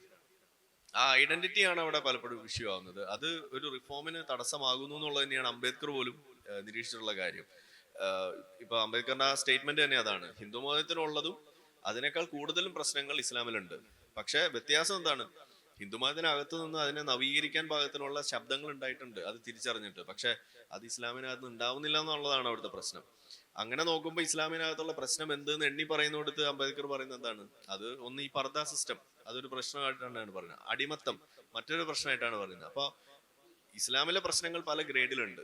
ആ ഗ്രേഡിൽ നമ്മൾ നോക്കുമ്പോൾ ഏറ്റവും പ്രധാനം അത് ഒരു എനിമി ഓഫ് ഹ്യൂമാനിറ്റി എന്നാണ് അതിനെ വിശേഷിപ്പിച്ചത്. അതായത് മാനവികതയുടെ ശത്രു, അതാണ് ഇസ്ലാം എന്നാണ് പറയുന്നത്. അതിന് എടുത്തു പറഞ്ഞ കാരണം ഇസ്ലാം അടിമത്തത്തെ പ്രോത്സാഹിപ്പിക്കുന്നു, അതിനെ അനുകൂലിക്കുന്ന നിയമങ്ങൾ ഉണ്ട് എന്നുള്ളതാണ് പറഞ്ഞത്. അവിടെ സ്ത്രീ കടന്നു വരുന്നില്ല. അപ്പൊ അങ്ങനെയുള്ള പ്രശ്നങ്ങളുണ്ട്. അപ്പൊ അതിനെ ആ ഒരു പാക്കേജിൽ നമ്മൾ കാണാന്നുള്ളതാണ് അതിന്റെ ഒരു വഴി എന്നാണ് ഞാൻ പറയാം. ക്ലിയർ ആണെന്ന് വിചാരിക്കുന്നു. മൂന്നാമത്തെ കാര്യം എന്താണെന്ന് ചോദിച്ചാൽ, ഓക്കെ, അതിന്റെ കാരണം, യെസ്, അതിന്റെ കാരണം എന്താന്ന് പറഞ്ഞു കഴിഞ്ഞാല്, അതായത് ലോകത്ത്, അറബ് ലോകത്ത് അടക്കം ഇസ്ലാം മതം താഴേക്ക് പോകുമ്പോൾ ഇന്ത്യയിലും അതല്ലെങ്കിൽ ഈ ഇന്ത്യൻ സബ് കോണ്ടിനെന്റ്, പാകിസ്ഥാൻ, ബംഗ്ലാദേശിലൊക്കെ ഇത് തലയ്ക്ക് കയറിക്കൊണ്ടിരിക്കുകയാണ്. ഇതിന്റെ കാരണം എന്താന്ന് പറഞ്ഞു കഴിഞ്ഞാൽ, ഇസ്ലാം എന്ന് പറയുന്നത് സത്യത്തിൽ ഒരു മതമല്ല. ഒന്നത്. രണ്ട്, ഇതൊരു അറബ് കൾച്ചറിന്റെ ഭാഗം കൂടിയാണ്. ഇതൊരു അറബ് കൾച്ചറിന്റെ ഭാഗം കൂടിയാണിത്. അപ്പോൾ അറബ് കൾച്ചറിന്റെ ഭാഗമായിട്ടുള്ള ഒരു രാഷ്ട്രീയ സ്വഭാവമുള്ള ഒരു ആശയമാണ് ഇസ്ലാം. അങ്ങനെ ആ ഫുൾ പാക്കേജിലാണ് സത്യത്തിൽ അറബ് ലോകത്ത് നിന്ന് നിൽക്കുന്നത്.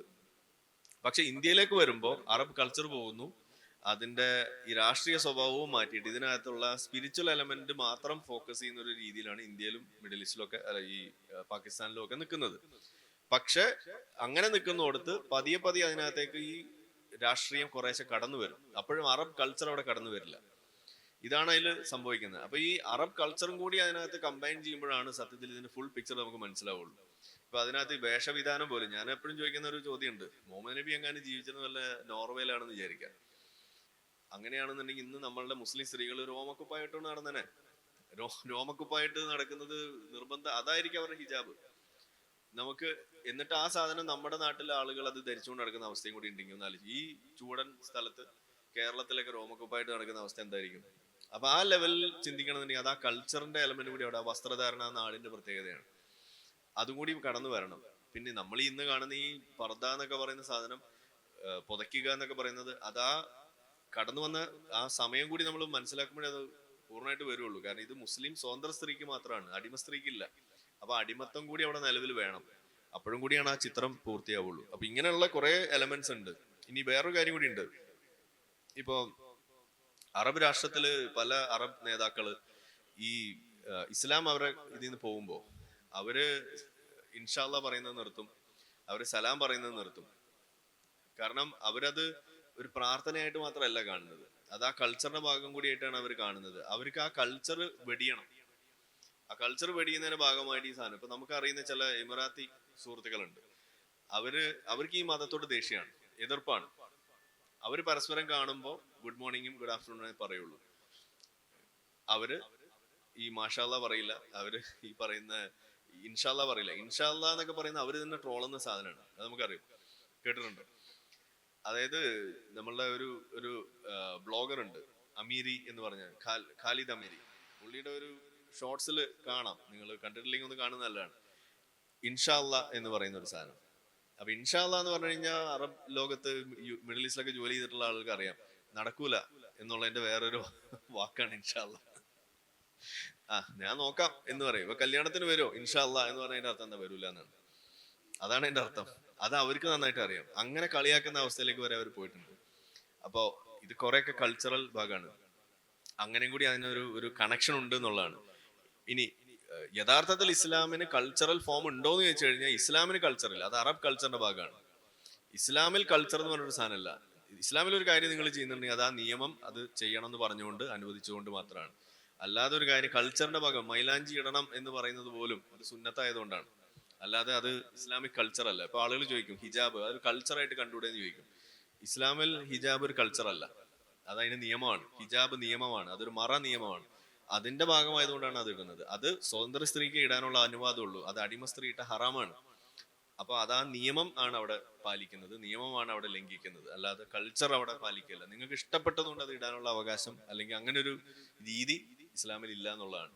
അപ്പൊ ഈ ഒരു സാധനം ഒന്നും തിരിച്ചറിയാതെ നമ്മളിൽ ആളുകൾ എന്ത് ചെയ്യും, ഇതൊക്കെ ഒരു ഒരു യൂണിവേഴ്സൽ സാധനമാണെന്ന് മനസ്സിലാക്കിയിട്ട് എടുക്കുമ്പോൾ അവിടെ അവര് തള്ളിക്കളയുന്ന സാധനം പോലും ഇവിടെ വലിയ തോതിൽ ഏറ്റെടുക്കുന്ന ഒരു അവസ്ഥ ഉണ്ടാവുകയാണ്. അതാണ് ഇവിടെ സംഭവിക്കുന്നത്. അപ്പൊ മതം കൂടുതൽ നമ്മൾ വിഴുങ്ങുന്ന ഒരു അവസ്ഥ ഇവിടെ വരുന്നത്, ആ ഫീൽ ചെയ്യുന്നത്, ആ പെർസെപ്ഷൻ അങ്ങനെ ആവുന്നതിന്റെ കാരണം അത് തന്നെയാണ്. അവരിതെല്ലാം ഒരു റിഗ്രസീവ് ആയിട്ടുള്ള സാധനം ആയി തോന്നി അവർ തള്ളിക്കളയാണ്. നമുക്കിതെല്ലാം വിശ്വാസത്തിന്റെ ഭാഗമായിട്ട് നമ്മൾ എടുക്കുകയാണ്. അതാണ് ആ വ്യത്യാസം. സാറേ, ഒരു ചോദ്യം വെച്ചാൽ ഇപ്പം സാറ് മുസ്ലിംസിനൊക്കെ വിമർശിക്കുന്നുണ്ടല്ലോ. അപ്പോൾ ചില ഹിന്ദുത്വവാദികൾ അങ്ങനത്തെ ആൾക്കാർ സാറ് ആ വിമർശിക്കുമ്പോൾ ചില ആൾക്കാർ സാർ സംഖ്യയായിട്ട് കാണുന്നു. ഇപ്പോൾ ഞാൻ മനസ്സിലാക്കിയ കാര്യം വെച്ചാൽ ഏതെങ്കിലും ഒരു മതത്തിനെ വിമർശിച്ചാൽ അതുമായി ബന്ധപ്പെട്ട രാഷ്ട്രീയ പാർട്ടിക്കാർ അതിനെ എതിർക്കുകയും അങ്ങനത്തെ ഒരു വർഗീയത ഉണ്ടെന്ന് എനിക്ക് തോന്നിയിട്ടുണ്ട്. ഇപ്പോൾ ഈ ഒരു അടുത്ത കാലത്തായിട്ട് ഹിന്ദു മുസ്ലിം വർഗീയത എനിക്കൊന്ന് പണ്ട് മുതലേ ഇന്ത്യയിൽ ഉണ്ടായിട്ടുണ്ട്. ഇപ്പോഴും അത് കൂടുതലായി വരികയാണ്. ഇപ്പോൾ നന്ദഗോവിന്ദം ഭജൻസിൻ്റെ ആണെങ്കിലും അല്ലെങ്കിൽ ബീഫിൻ്റെ പൊളിറ്റിക്സ് ആണെങ്കിലും ഇപ്പോൾ സാറ് ഞാൻ മനസ്സിലാക്കി ചില RSSന്റെ പല ആൾക്കാർ സാർ സപ്പോർട്ട് ചെയ്യുന്നുണ്ട്. പക്ഷെ അത് അവരെ എതിർക്കുവാണെങ്കിൽ സാറ് സുഡാപ്പി എന്ന് പറയുകയും ചെയ്യും. ഞാൻ പറഞ്ഞത് ശരിയാണെന്ന് സാർക്ക് തോന്നുന്നുണ്ടോ? അതായത് ഇപ്പം ഒരു ഹിന്ദുത്വ തീവ്രവാദവും ഇസ്ലാമിക തീവ്രവാദം അല്ലെങ്കിൽ ക്രിസ്ത്യൻ തീവ്രവാദം ഒക്കെ ഉണ്ട്. അവരവരെ മതത്തിനെ എതിർക്കുവാണെങ്കിൽ അവർ നിങ്ങളെ ചാപ്പ കുത്തു സുഡാപ്പി ആയിട്ട്, അല്ലെങ്കിൽ സംഖ്യയായി ചാപ്പ കുത്തു. പക്ഷെങ്കിൽ മറ്റൊരു മതത്തിൽ എടുക്കുവാണെങ്കിൽ അവർ നിങ്ങളെ ക്ലാപ്പ് ചെയ്യുകയും ചെയ്യും, നിങ്ങളെ സപ്പോർട്ട് ചെയ്യുകയും ചെയ്യും. മനസ്സിലായി. യെസ്, നമ്മുടെ അവസാനത്തെ ചോദ്യമാണ്, സമയം വൈകി എന്ന് പറഞ്ഞുകൊണ്ട്. അപ്പൊ ഇതുകൂടി പറഞ്ഞിട്ട് നമുക്ക് അവസാനിപ്പിക്കാം. അപ്പൊ ഈ ഒരു ചോദ്യം, ഇതിൽ ആദ്യത്തെ പ്രമിസ് തന്നെ തെറ്റാണെന്നാണ് ഞാൻ പറയാം. നമ്മൾ മുസ്ലിമിനെ വിമർശിക്കുന്നു എന്നുള്ള രീതിയിലാണ് പറയുന്നത്. നമ്മൾ ഇസ്ലാമിനെയാണ് വിമർശിക്കുന്നത്. മുസ്ലിങ്ങൾ ഇസ്ലാമിലെ തെറ്റായ നിയമങ്ങളെ സപ്പോർട്ട് ചെയ്യുന്നതിനെയും അവരെ ചോദ്യം ചെയ്യാതിരിക്കുന്നതിനെയുമാണ് നമ്മൾ വിമർശിക്കുന്നത്. അല്ലാതെ മുസ്ലിം ആയതിന്റെ പേരിൽ മുഴുവൻ മോശക്കാരാണെന്നോ ഒന്നും നമ്മളിവിടെ പറയുന്നില്ല. ഇനി നിങ്ങൾക്ക് അങ്ങനെ തോന്നിയിട്ടുണ്ടെന്നുണ്ടെങ്കിൽ നിങ്ങൾ തുടർന്ന് കേൾക്കുക, തുടർന്ന് കാണുക, അപ്പൊ നിങ്ങൾക്ക് മനസ്സിലാവും. അല്ലാതെ ഞാൻ അങ്ങനെ പറഞ്ഞിട്ടില്ല എന്ന് സ്ഥാപിക്കാനൊന്നും നമ്മൾ നിൽക്കുന്നില്ല. കാരണം അത് അതിന്റെ ആവശ്യമുണ്ടെന്ന് തോന്നുന്നില്ല. കാരണം ഇത് കേൾക്കുക എന്നുള്ളതാണ്, എന്താണ് ആ പറഞ്ഞതെന്ന് മനസ്സിലാക്കാൻ ശ്രമിക്കുക എന്നുള്ളതാണ് എന്താ പറഞ്ഞതെന്ന് തിരിച്ചറിയാനുള്ള വഴി. അപ്പോ നമ്മൾ പറഞ്ഞു, ക്ലിയർ ആണ്, ഇസ്ലാമിനെ നമ്മൾ വിമർശിക്കും, ഇസ്ലാമിലെ പ്രശ്നം നമ്മൾ പറയും. ഈ പ്രശ്നം ഉണ്ടായിരിക്കെ ഈ സാധനത്തിനെ തള്ളിക്കളയാതിരിക്കുന്ന അവസ്ഥ, അത് മുസ്ലിങ്ങൾ ചെയ്യുന്നതിനെയും നമ്മൾ വിമർശിക്കും. മുസ്ലിമിന് എന്നുള്ള പേരേ പറയാൻ പാടില്ല എന്നൊന്നുമില്ല, അത് പറയുന്നിടത്ത് പറയണം തന്നെയാണ് നമ്മൾ പറയാ. മുസ്ലിം എന്നുള്ള ഒരു വാക്ക് ഉപയോഗിച്ച് അപ്പൊ തന്നെ മുസ്ലിം വിരുദ്ധരാവും എന്നൊക്കെ പറയുന്നൊന്നും അങ്ങനെയൊന്നും നമ്മൾ അതിനെ കാണുന്നില്ല. നമ്മൾ കുറെ കൂടിയും റിയാലിറ്റിയെ നമ്മൾ അഡ്രസ് ചെയ്യുക എന്നുള്ളതാണ്. അവിടെ ഒരു സ്നോഫ്ലേക്ക് ആവാതെ നോക്കുക എന്നുള്ളതാണ് നമ്മൾ എപ്പോഴും പറയാം. അതൊന്ന്. ഇനി നമ്മൾ എന്തുകൊണ്ട് ഇത് പറയുന്നു, അത് ഡേറ്റ ഡ്രിവൺ ആണ്. ഇപ്പൊ എല്ലാ മതത്തിലും തീവ്രവാദമൊക്കെ ഉണ്ട് എന്നൊക്കെ പറയും ആളുകൾ. ശരി, നമ്മൾ വാദത്തിന് അങ്ങ് സമ്മതിക്കുകയാണ്.